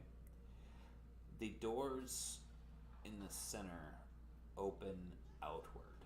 And as you open one of them, it moves freely. Or it moves with ease as you go to pull it open, which is very surprising given the super rusted look of the facility. Mm-hmm. As it moves, it does groan with the pressure differential as the door does get opened. And inside you can see a classically tiled floor of black and white checker patterns of marble. And sitting on top of the checkered marble are deep beyond. You'll see that there's stone, like very, very light colored stone, almost marble themselves, pews. But the pews are rearranged, and you can see that there are almost like booths of people talking, where they've been rearranged to form like a C, and there's like either like a central person on a desk in the middle of the C, so to speak, or there's some sort of like altar that's been placed. And then up closer towards where you are now, there is it looks like a lectern, but the lectern is now facing towards the doors. And standing at the lectern is another black-robed figure who has the cowl kind of pulled down. It kind of reminds me of like the Meisters in Game of Thrones sort of style cloak. Okay. And he's got chains once again pulled around his neck, and you see what looks to be a very pale-faced person with gaunt eyes and a jaw that kind of seems to distend a bit, but his mouth is closed. Like, it seems like he's just got like a really, really long jaw, like he's doing this big pouty face. Mm-hmm. And it's this really older man, dark skin, and seems to have small patches of gray hair for like a kind of like a rough facial hair, but it's not a beard. It's not well kept. It's just really patchy.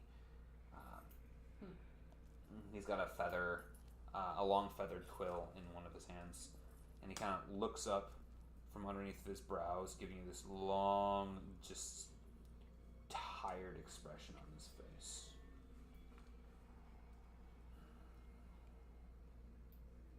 Hi, we were told. I have some questions. I was hoping to talk to someone. The Iron Cathedral does do consulting services. Do you have an appointment? No, it's a rather. I don't have an appointment, but it's a quick question. We have specialists in many natures, which you can seek to consult for a fee. If you're looking for employment, we also have contractors and handlers for those as well. If you're looking for services rendered, we do have service management too, if you need any sort of rights to be assembled. What kind of jobs are open? I don't have the list of jobs on me, but I can certainly get you in contact with someone who might be able to use your services, whatever it is that you can provide. Some of them are for tasks rendered, some of them are for goods needed to be collected. You see, I'm good at making small things and fixing things. I could use a short-term job. If you're looking for a job, then we can certainly get you. I can certainly get you in front of someone who can attend to that and is well aware of the contracts currently available and potentially divert you towards what would be best suited to you. But I do not have that list. Is that the inquiry that you are looking to set upon? I'm looking for information about being called Ephemeria. If you're looking for someone to get a hold of, to look into matters of passage, and looking for people who have passed beyond, that would be one department entirely. If you're looking for a consult on people who have, looking for someone who works here, I can certainly get you a hold of administrative services for that as well. Have any more specifics on this Ephemeria? She's, I assume it's a she, has this sort of needs people lusting for blood. She feeds them blood. She was in the forest and... You're asking about someone that you have not met, is this correct? Yes. Are they living or dead? They're alive. I don't know if they're like... Is undead the right term? That is an acceptable term. You're not sure if they are you are sure that they are a sapient, but you are not sure if they are restless or not, or undead. But they do walk this earth. Yes. I can get you a hold of someone for that as well. Which waiting list would you like to be on? I have to pick one? There are different people, all with very important services being provided currently. Be in one line rather than the other. I could put you on both lists, but once selected from one list, your spot will be withdrawn from the other. How much do the services cost? To ask my questions? Questions for... the questions will depend on the nature, and you'll get a free consult at the beginning, at which point from there fees will be determined, at which point once agreed upon, the services will be rendered.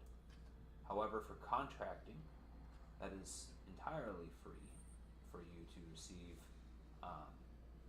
options for working for us. It would make no sense for us to charge you to give you a job for us to pay you.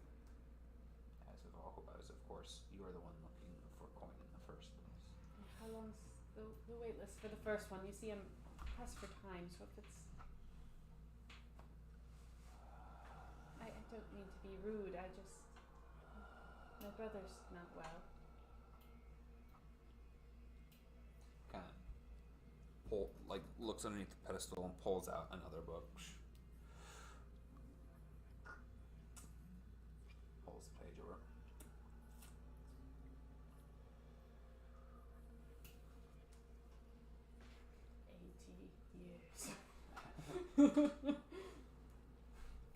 Tywin has 6 people currently on the docket waiting for him. He gestures towards one of the pews, and you see there's a couple people sitting in the pew waiting to talk to one of the people sitting at one of the desks.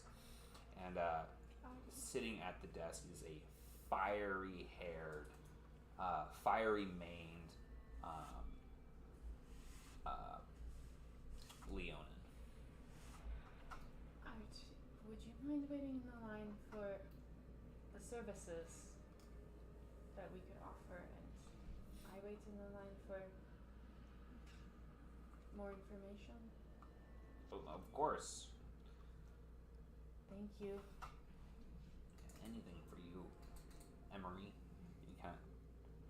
I would like to sign up to look into jobs for me and Emery, so we can make some coin and be on our way. Very well. And so he pins you guys' names down.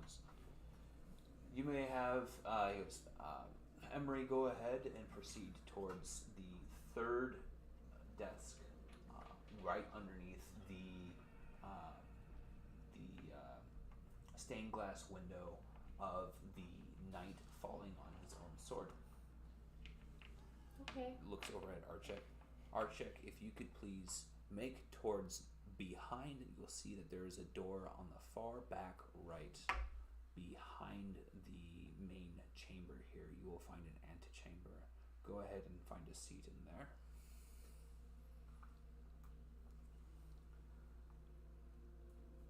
And with that, you find your way over to the seat, and you spend a couple of hours waiting, and you hear this rather upbeat person talking to a couple of people. Oh yeah, I know them. They go ahead and they're gonna be over that way, and it's I'm not sure about that. You're gonna actually have to talk to them. This is the wrong department. You're gonna have to go over, and they're kind of gesturing people off towards a different area. And eventually, as that's going on, the line gets eaten through, and it's getting towards the end of the day when it's time for you. And finally, Tywin looks up at you and goes, "Well, greetings. It's not very often that I get a London here, and usually it's bad news. So, what can I do for you today?" My clan was attacked by Onyx named Rot, who's working for what I believe to be a woman named Ephemeria. I wish to know more about them. This seemed like the right place to go. Huh. Alright. So, you're looking for information on this Ephemeria, and you're looking for information on Rot. Is that right? Yes. Okay. Well, we really don't keep a lot of tabs on Onyx around here. What do you have any idea on Ephemeria? I know, actually.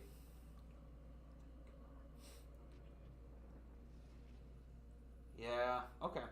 So, Ephemeria isn't gilded with Vigor Mortis or with our group of Restless. So, luckily, we are available to give you some information on her. However, due to the nature of who she is, there is a bit of a hazard pay involved, so we can give you information. I'm not too familiar with Rot, I'm going to be honest. We can dig. We can absolutely dig. We do have some resources to pull up some information on Rot. I'm more concerned about her, to be honest. Okay. So, depending on the nature of the information, what you're looking for, it's going to run you differently. What I know of her, do you mind if I start there? Absolutely. I know that she was trying to find people. They called them thralls. Needed them lusting for some sort of blood. I don't know much about what sort of creature she might be, but it just kind of sounds like danger.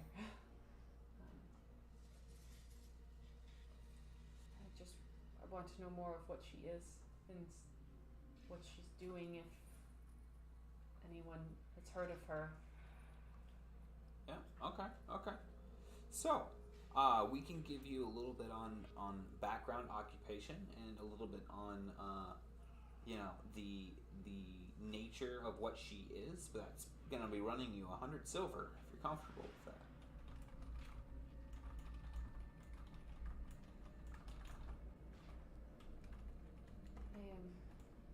I don't have that. I'm sorry. I need the coin to get away. That's quite a bit. 100 silver. And unfortunately, information is a hot commodity these days. I see. Is there anything else you would be able to tell me? Now tell me, how about this? What do you have for coin, honey? I only have 18 silver. 18 silver. Okay. And you're looking to get some information about a family. Are you willing to part with your 18 silver?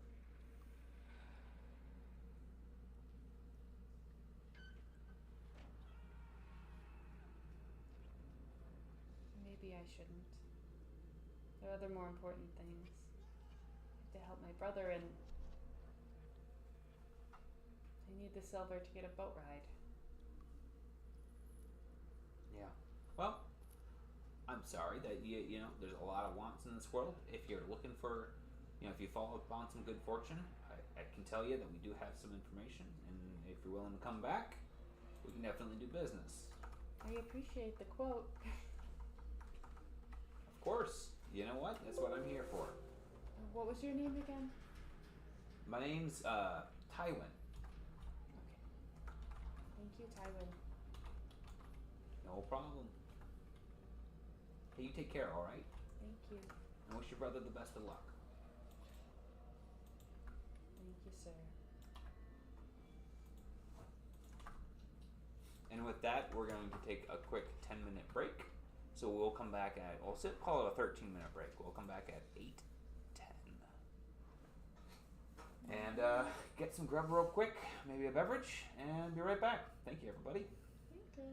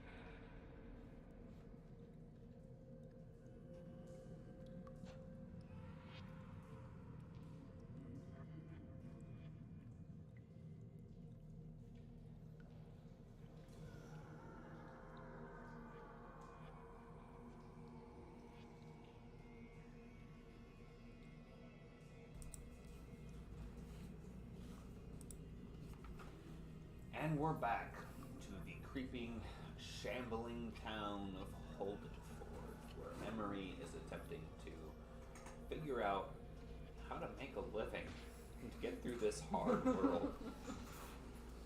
Yup. Given the sad news that the information that she sought is right at the tip of her fingers, but just out of reach, she makes her ways to the stairs leading into the Iron Cathedral. As I develop the hiccups, oh my goodness. Oh man. Uh-oh. Try to eat too fast. Anyways, and there you are met with Archek. And he kind of scrambles forward, so to speak, with his cloak kind of pulled tight a little bit. He seems to have still got a little bit of a wetness to his clothes never fully dried because he's got an exoskeleton. His body warmth didn't necessarily burn it off as well as other folks, but his cloak's dried out. He doesn't have a cloak. Hmm? Said he doesn't have a cloak. No, he doesn't have a cloak. I gotta keep continuity here. Yeah, thank you. So he's just he's actually dried off. He's done his little wing thing and stuff like that. I was gonna buy him a He's cloak. just trying to make himself look small. But money's an issue. Mm-hmm. Yeah, very much so. Kind of scrambles down the steps and sits next to you, and you see him. He's like, and he seems to be bubbling with like a little bit of happiness at this point, which is weird to kind of think of it. You're still trying to gauge on his moods because he's pretty alien, right? Yeah. Well, I found good news at least. Oh, that's a relief. Give it to me. Oh, as a matter of fact, that sounds like we have a job. Oh? They need someone to look into something for them. They think that there's shenanigans in the woods, and I said you're a Wooland, and maybe that would be something you'd be looking into or be willing to do. But you wouldn't happen to know anything about the Hounds of Reclamation, do you? Hounds of Reclamation. Do I? Can I do a knowledge check? Knowledge people check, if you would. 1 second. Double check. Okay, so that's 1, 2, 3, 4, 5 success and 1 advantage. I'm great at knowing things, let's be clear. The Hounds of Reclamation. You've heard of them from your time spent in Bronton. They are a faction of the worshippers of Black Phillip, known for their vehement distaste for all things undead. Okay, are they like they're a group of people, or are they being like hounds? Are they like The Hounds of Reclamation is a group. It's a faction. They'd be like paladins. okay? It's like they're a group of werewolves, you know. It's a political / theological organization. I've heard of them, and that they hate the undead. Don't know why they'd be in the woods.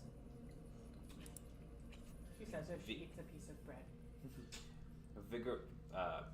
Vigor Mortis has control somewhat in town. They're having issues though. Their reach only goes so far. They've been having issues with the undead being quieted. They think it's from folks beyond, but they can't search the woods.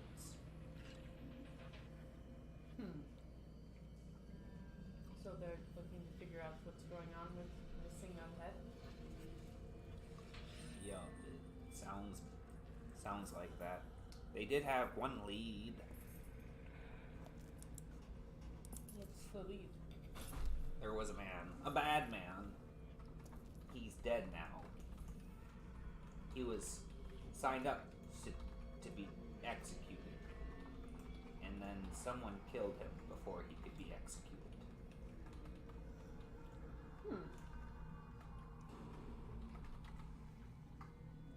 That's odd. he going to be executed for?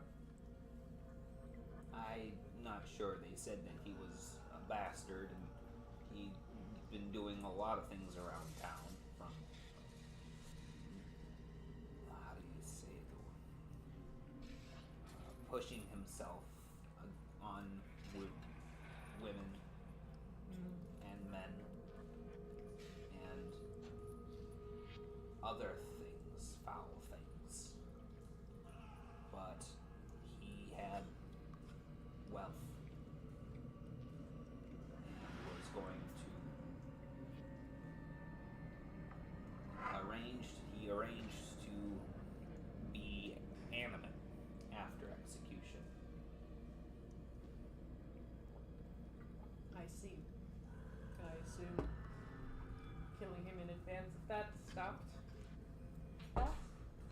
Yeah, no one's sorry, but he was killed in the prison. Okay. How much are they willing to pay us, Art? They're willing to pay us for simply rooting it out and finding the area. They're willing to pay us each 2 gold if we manage to solve the issue and disperse the Hounds of Reclamation from the goings on. They'll pay us an additional 5 gold each. It's a pretty penny. I guess a few pennies. Let's hope we can figure it out rather quickly. No?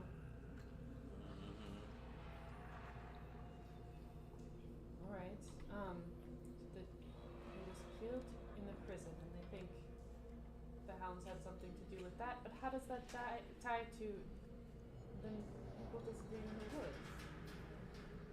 I don't think people are disappearing in the woods. There's people disappearing all over town. Specters and ghosts and all the like. The Vigor Mortis has just been searching town and they haven't found nothing. Oh.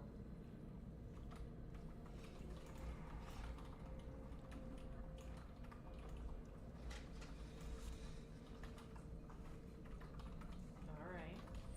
Sorry, taking this. The way they saw it, my cunning's a little bit of an in-between, but anyone harboring folks like the Hounds of Reclamation, they would be less likely to talk to people who are restless. But folks like you and me, they see as potential sympathizers. Okay. That's fair. Well, let's get started then. I don't want to waste any more time. Where's this prison? I hope you're not afraid of heights. And he points towards one of the spires in the distance, just as some of the roiling fog seems to ebb away from it. That's the dungeon. It gets pretty crowded, apparently, with, all of the people of wealth coming to Holden Fort to carry out their executions. I see. Well, maybe enough people that someone saw what happened? Maybe. Let's get a move on then. Okay. So you head off towards the to the dungeon, which is a network of larger towers in the city, and apparently, as you talk to some of the guards to this first one, there are the multiple spires that are the donjons of the city aren't connected at all. They're just like singular towers set apart based off of how, because the city's big and they've got a lot of this stuff going on. They've actually used other towers meant for other things. And they're like, oh, we're gonna need another one. We're gonna need another one, so to speak. And so this just happens to be the one that this Nellet guy was imprisoned in. So the guards are talking about this, and it's essentially it's a large singular tower that has a circular stair in the center of it, and rooms set off of the stair as you go up. And the bottom of it is garrisoned with a central room, and then essentially there is a single gate that leads to the stair, and then each room is gated on the way up as you go. Okay. Are there like guards at the front, or Yep, there's the whole front, the whole bottom floor is a much more established space that is entirely for the guards, and they'll lead people in, and then they'll go through the gated door. Basically, it's like your classic iron prison doors, so to speak, that go into the stair that leads up. And then as you go to the floors, there is a step off, like a platform. So there is a platform at each level, so to speak, as you go to each of the rooms. And along that is also, at the center there's a pulley system as well to bring materials up and down, like a dumbwaiter, I think. Hmm. Yeah. So there's a dumbwaiter system also set where the stairs kind of spiral. Essentially, yeah. So, questions or concerns about that? I want to talk to a guard. Yeah. So there's a couple guards at the front. As you come in, there is what appears to be two undead guards and two undead and two non-undead guards. One of them appears to be a bald man with really dark skin and tattoos underneath his eyes that look to be tribal in nature. He's also got tattoos of similar nature around his arms, and he's got a fur vest on over seems to be like a cut-off sleeve tunic underneath. Badass. And the other gentleman, the other person next to him is a female dwarf, set in the Kelliger style. So she's got long, really beautiful, very saturated golden hair, and it seems to be that she's clean shaven on her face. So the women of the Kelliger, the Kelliger dwarves would still have the females would have facial hair, but they would typically shave it because they're not doing any heavy mining or anything like that. And it's the style of the most folk who are landwalkers. So, Does she have the black shadow at all? Or? No, it's clean. She's kept it really well, and she's set in a classic, well-made chainmail shirt, as well as what seems to be a sturdy leather vest over the top, and heavy leather gloves, and plated leather boots. The two guards that have joined them appear to be they're zombies.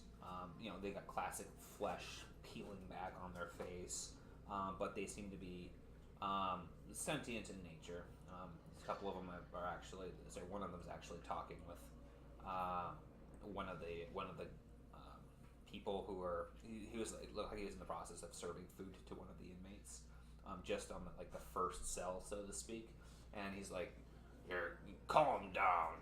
You get what you get, and you ain't gonna be starving anytime soon. You're just fat." Hello, my friend and I and I am approaching the dark-skinned guy and the dwarf lady. Okay. My friend and I were asked to They stand up from their desks immediately when you enter. investigate that murder that's happened a few days ago. The Vigor Mortis sent us, and I kind of look at the undead guards as say that. Yeah. When you say that, Arctic pipes up and goes, Penelope sent us? Ah, alright. Well, don't know why we're spending so much time on someone likes a Nellet, but I don't make the orders around here. I can tell you guys what I've been telling most of those, what I've been telling Vigor Mortis since the start, and that is that he's been getting supplies some way, somehow. But, I mean, we're really not in the confiscating business. I mean, stick them in there, we understand, they're treated guests.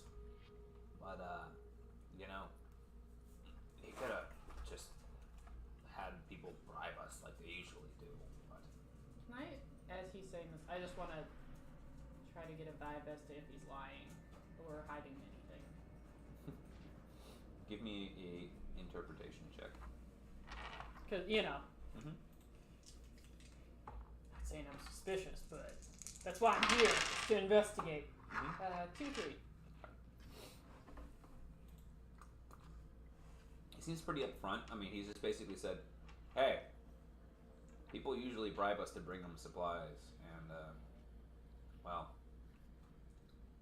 we didn't really do any of that. But he still seem to have supplies slipping in." Yeah, I was just trying to gather if, like, he was giving him supplies or not. No, yeah. So he's like, "Yeah, man. Like, he seems pretty genuine." Okay.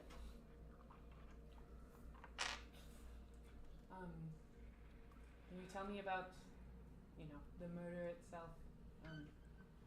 What's happened that night or day?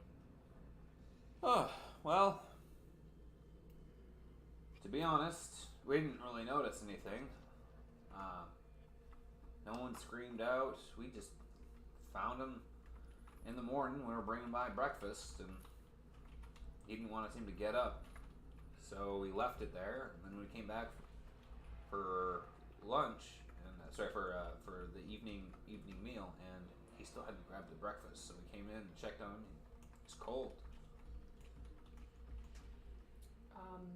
What, any wounds, or was it? Yeah, yep. He's got a stab right through the eye, as a matter of fact. And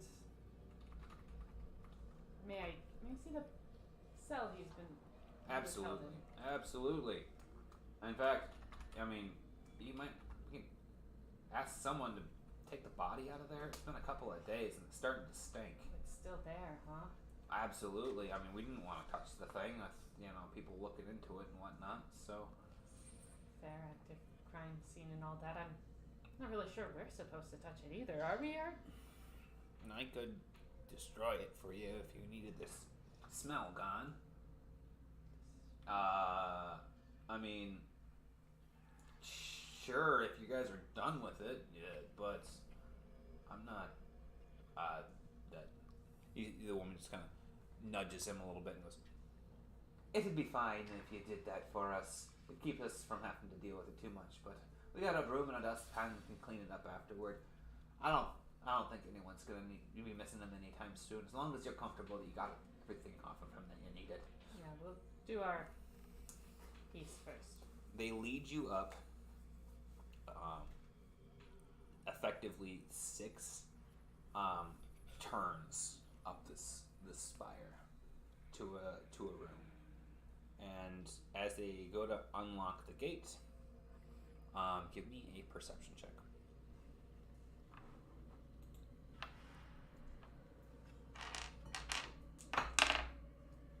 1, 2, or sorry, 1, 1. 1 and 1. You see an array of small goods with a small stool available and a couple of things set out next to the stool. There is a simple bed and a window with bars. The window with bars is just slightly like over chin height. So it's like the sill is probably at like forehead height. And 6 stories up. and 6 stories up. Yep. And the body is slumped against the wall opposite of the door, and there's a blood streak down the wall. Okay. Like by the window? By the window. Yep. Under the window. Yep.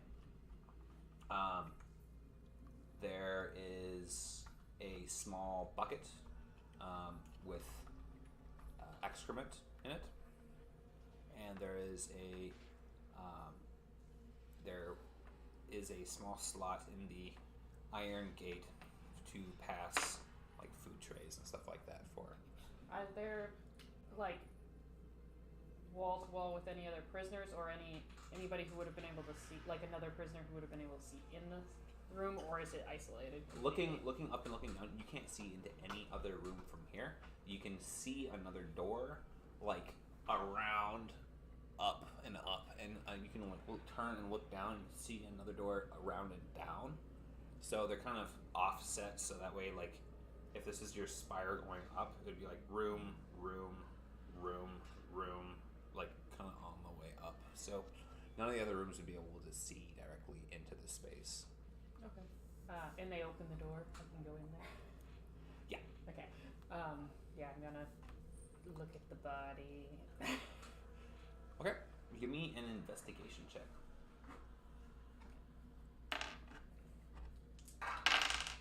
One success, 4 advantage. Okay. So you're just looking at the body at this point. Yeah, just like checking the wound, like cause of death and. Yep. So it does look like he got stabbed through the eye. He's got blood running, dried on his cheek, and there's pooling on the base of the ground, right where his head is. He's also kind of like slumped, so like it looks like he's, how do I put it? His legs are facing, like he's bent. His back is bent, and his chest is against the wall. Yeah, like he yeah, like it like. Okay, I'll just talk in my character voice. Sorry, trying to do that more. Thank you. It's almost as if he was stabbed through this window, and his body fell this way. And I kind of look out the window, like, to see if there's like anything that could climb. You know, like if it's climbable. What else is there? Yeah. Yeah. So, Archer gives you a boost, and as you look through the window, you see that there are like some knobs and some spikes and some like ridges outside of the window. It wouldn't be impossible to climb this for sure. And I remember seeing when we first came here, there were all sorts of folks flying about. It seemed like, are there? Give me a perception check, quick.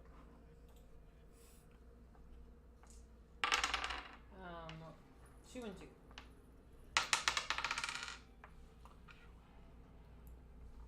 You see a small piece of fabric,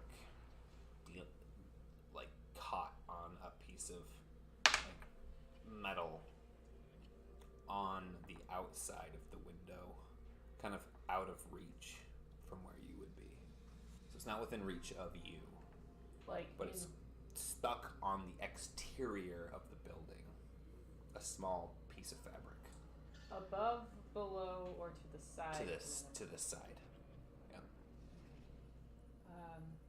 Do you see that piece of fabric there? Almost like it got torn off of someone? You kind of hear like Archie's underneath your foot. He's like, I'm a little busy at the moment. Trying to help hold you up. Okay. Yeah. What's the fabric look like? Looking a little bit closer. Give me a perception check. Sure, buddy. I should know what I roll by now. 3 advantage. I'm colorblind. Yeah. It just looks like fabric from here. All right. With your 3 advantage, I would say that it looks like there's a bit of like a string or maybe a chunk of rope or something dangling off of it too. Okay. And it doesn't look like it looks like it's just stuck in like a crevice of a rock. It's like it got caught on a metal piece. Sorry, on a you said piece that. of metal. Yep. brain slower than it should. You're fine. Okay. I'll let him sit. Okay. Ready to go down. Yeah. Okay. Thanks for the upsies.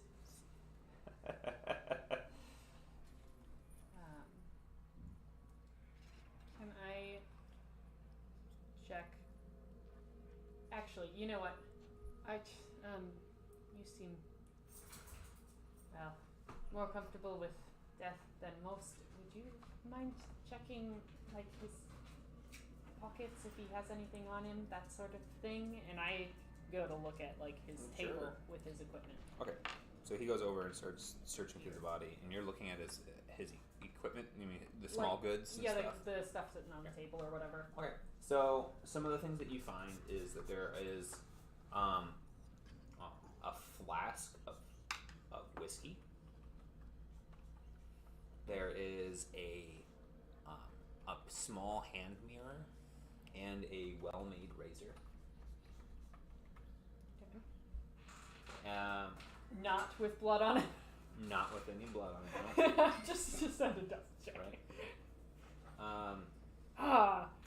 Yeah, I had to ask the question, or you wouldn't have told me. Right. You also find the equivalent of like decent toilet paper. So the basic amenities, he didn't really smuggle too much in. That was unusual. I kind of like turn the mirror back and forth just to see if it has any symbol or anything oddball on it. But Gotcha. The Archie kind of holds up. He seems to have. He's got two small books. They're almost like magazine pamphlets sort of style. He seems to be a reader. Kind of sets a couple of those aside and kind of searches through his pocket some more and pulls out. Looks like there's like some chocolates in his pocket as well. And so he kind of sets that aside and just kind of perusing about. I know other characters of mine that would eat that chocolate immediately, but I don't think Emery would. And so I will look at the books. Okay. The pamphlets just seem to be like, one of them seems to be a bit lewd in context, and another one seems to be a little bit more like a Tales of Reginald Battingham sort of like adventure fantastical magazine. Yes, I see. Needed a good bathroom trip. So, the tales of what's his face. I'll just flip through that really quick to see if there's anything that comes out to me as, of note, like references to the hounds or undead or Yeah. Okay. Give me an investigation check. 2 and 2. No, doesn't seem to be anything crazy. I mean, it's all pretty mundane stuff. I mean, you do notice that all the things that he has in here are not things that would be issued by the prison, right? Yeah. And they presumably didn't give it to him. Yeah. Yeah. Okay. Do I notice anything else in the room? I'll do like a more detailed look around to see if anything's out of place. Okay, give me a perception check. 3 success.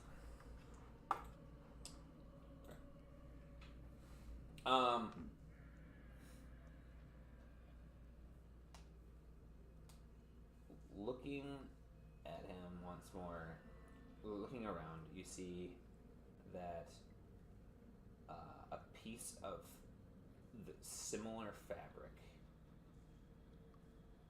from the one that you saw before is sticking up out of the underneath the mattress.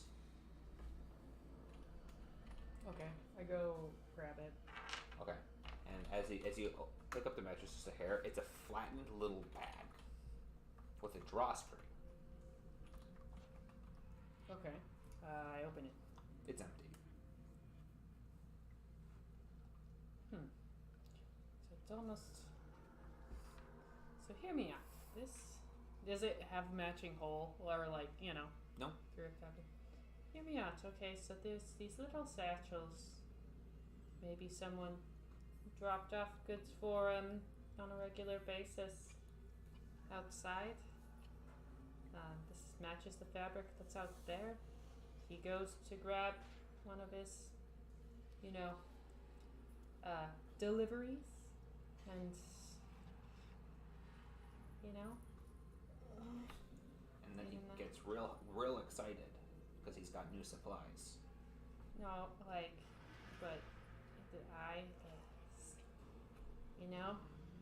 Yes. stabs in the. Kind of picks up he grabs the hair and like pulls the head back. Yes. Sets the face back up. Why would someone who gives someone something kill them? They are friends because they give them things, and then they're not friends. Maybe it's not the same person?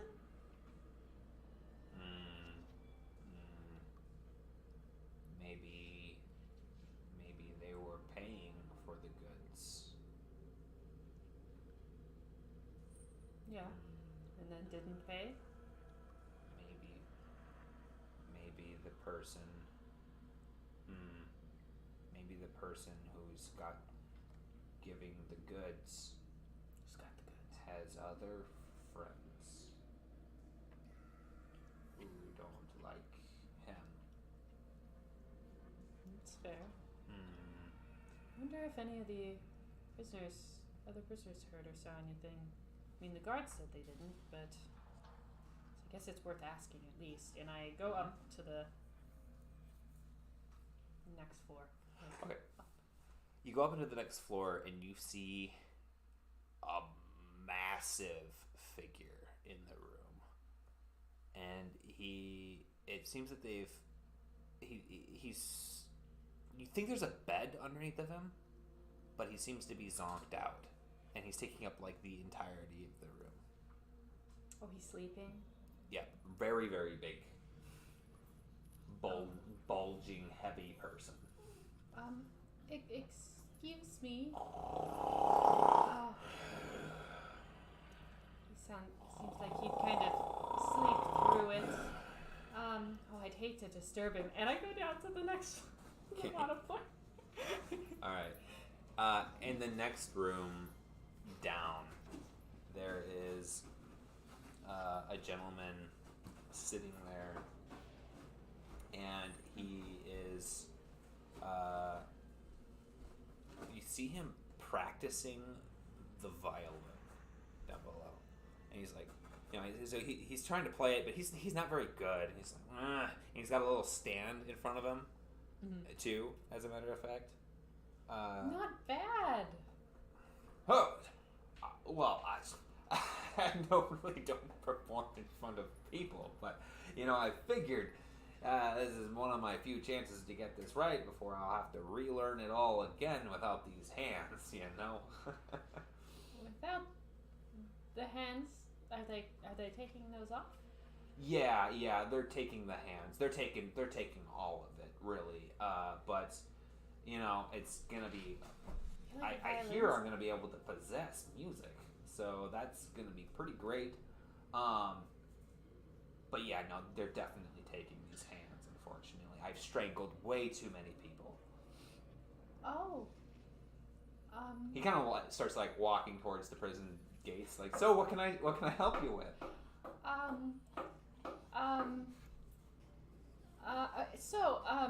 Did you hear anything the night of the murder? I mean, which murder? I mean, usually they're screaming until I cut it off, but The guy above, in the prison cell above.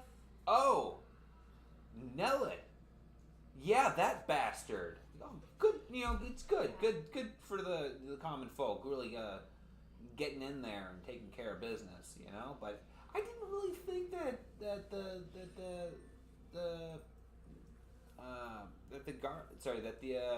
Thieves Guild really had it in them. It seems kind of anti-contractual, but. You think the Thieves Guild did it? Well, I mean, there's been someone climbing by my window, passing them supplies.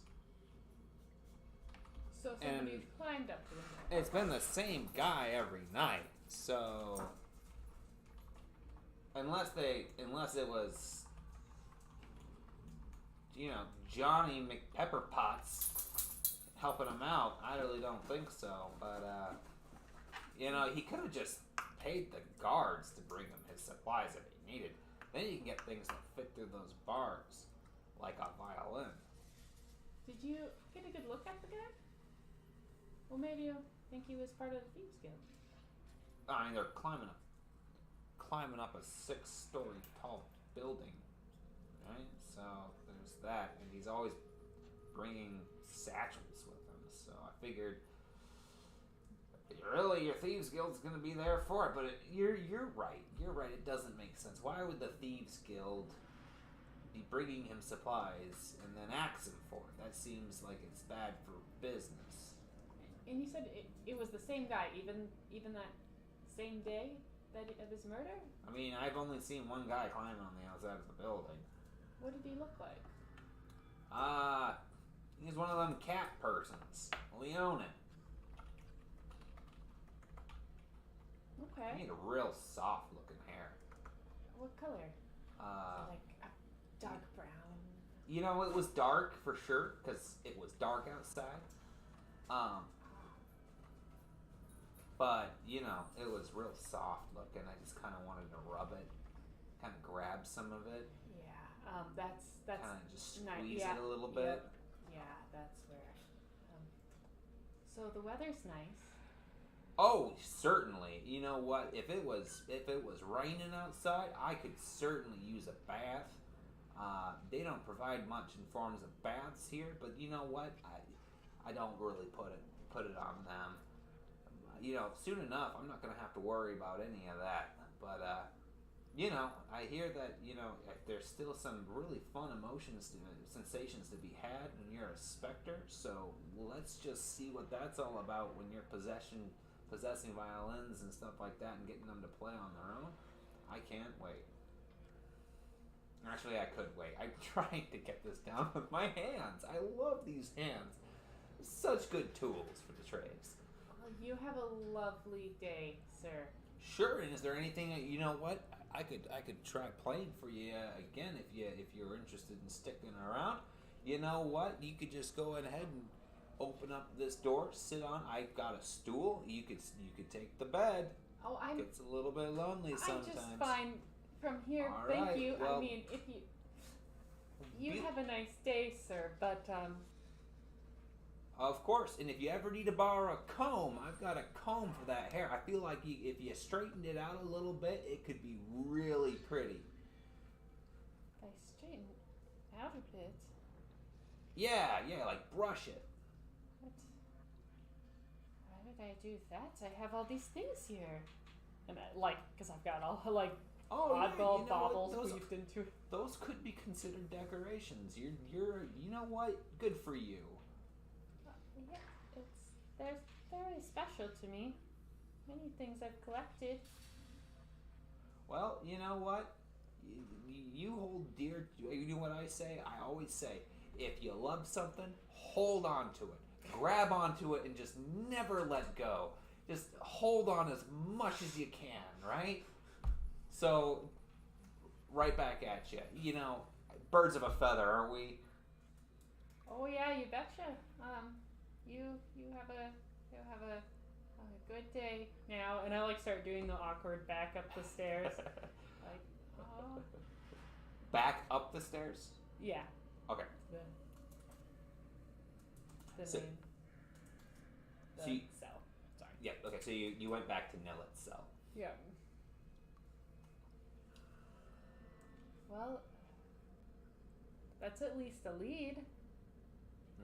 Yes, maybe we talk to your... Is there a local acrobatics troupe or something? Somebody good at climbing things. Maybe there's people who like to give things to people. You have a charity here, maybe? That seems. I don't think he'd be one deserving of charity from the sounds of it. Smuggling. Maybe smuggling is Smuggling, things. someone paid off. Things like that would make sense. Alright, and now go back down. Okay. So you head back down. At this point, there's one of the zombies is sitting in one of the office chairs, so to speak. He's kind of leaning it back, and he's got his feet on the desk. And goes, so then I was telling her, you can suck on my finger, all right, but no biting, all right. It doesn't hurt me none, but I only got 7 left. You know what she did? She laughed, and I was saying, you know what? You're the one who wants to suck on a dead finger, all right? And the room laughs, erupts in laughter or whatever as these guards are chatting. Patiently for the story to end. Wouldn't dare to interrupt. Excuse me. They kind of stand up to attention, so to speak. Is there some sort of group of people in this town who are rather good at climbing things, going fairly unseen, and perhaps like smuggling or delivering goods to this? You're talking about the Thieves Guild there, Antlers, said the dwarfish woman. She goes, yeah, and they've been a real pain in our side, especially when we started taking, so they've been a real pain in our side, especially seeing as we take these bribes. They really seem to think that they got something on us. Double standards, they say. Well, you know what? Life gives you lemons, honey, right? I suppose, yes, or apples, or all sorts of manner of fruit, wouldn't you say? Anyway, I was wondering where these Thieves Guild are. Oh, well, if they told every guard in town where the Thieves Guild set up shop, then they wouldn't really be much of a Thieves Guild, would they be? Tell you what, I'm sure that your boss and my boss all have some sort of contacts with them. Maybe we want to go back to Penelope and see what she's got to say on that front. If you're thinking the Thieves Guild is the route for this. Seems like the right place to start, anyway. Thank you. And you hear some coughing, and the door to the prison shake a little bit, and you see Art on the other side. He goes, yeah, shut the door behind you. He's kind of got a little bit of like an ash on him. I took care of the body. Okay. And you see the taller, dark gentleman stand up and goes, all right. Kind of goes over and unlocks it. Yeah, careful with those doors. Don't let it hit you on the way out. But yeah, you guys need anything, let us know. All right. He kind of shuts it back. All right. We're good to clean up his room, make it ready for another guest, right? I suppose.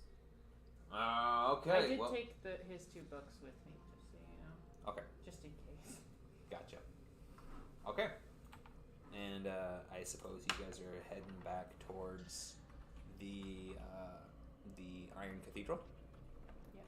All right. And with that, I think we will call it for an evening, as our Emery finds a way forward with acquiring potentially a lead for roping in some big juicy fish to cash out and get herself back on the road. And we'll see you guys next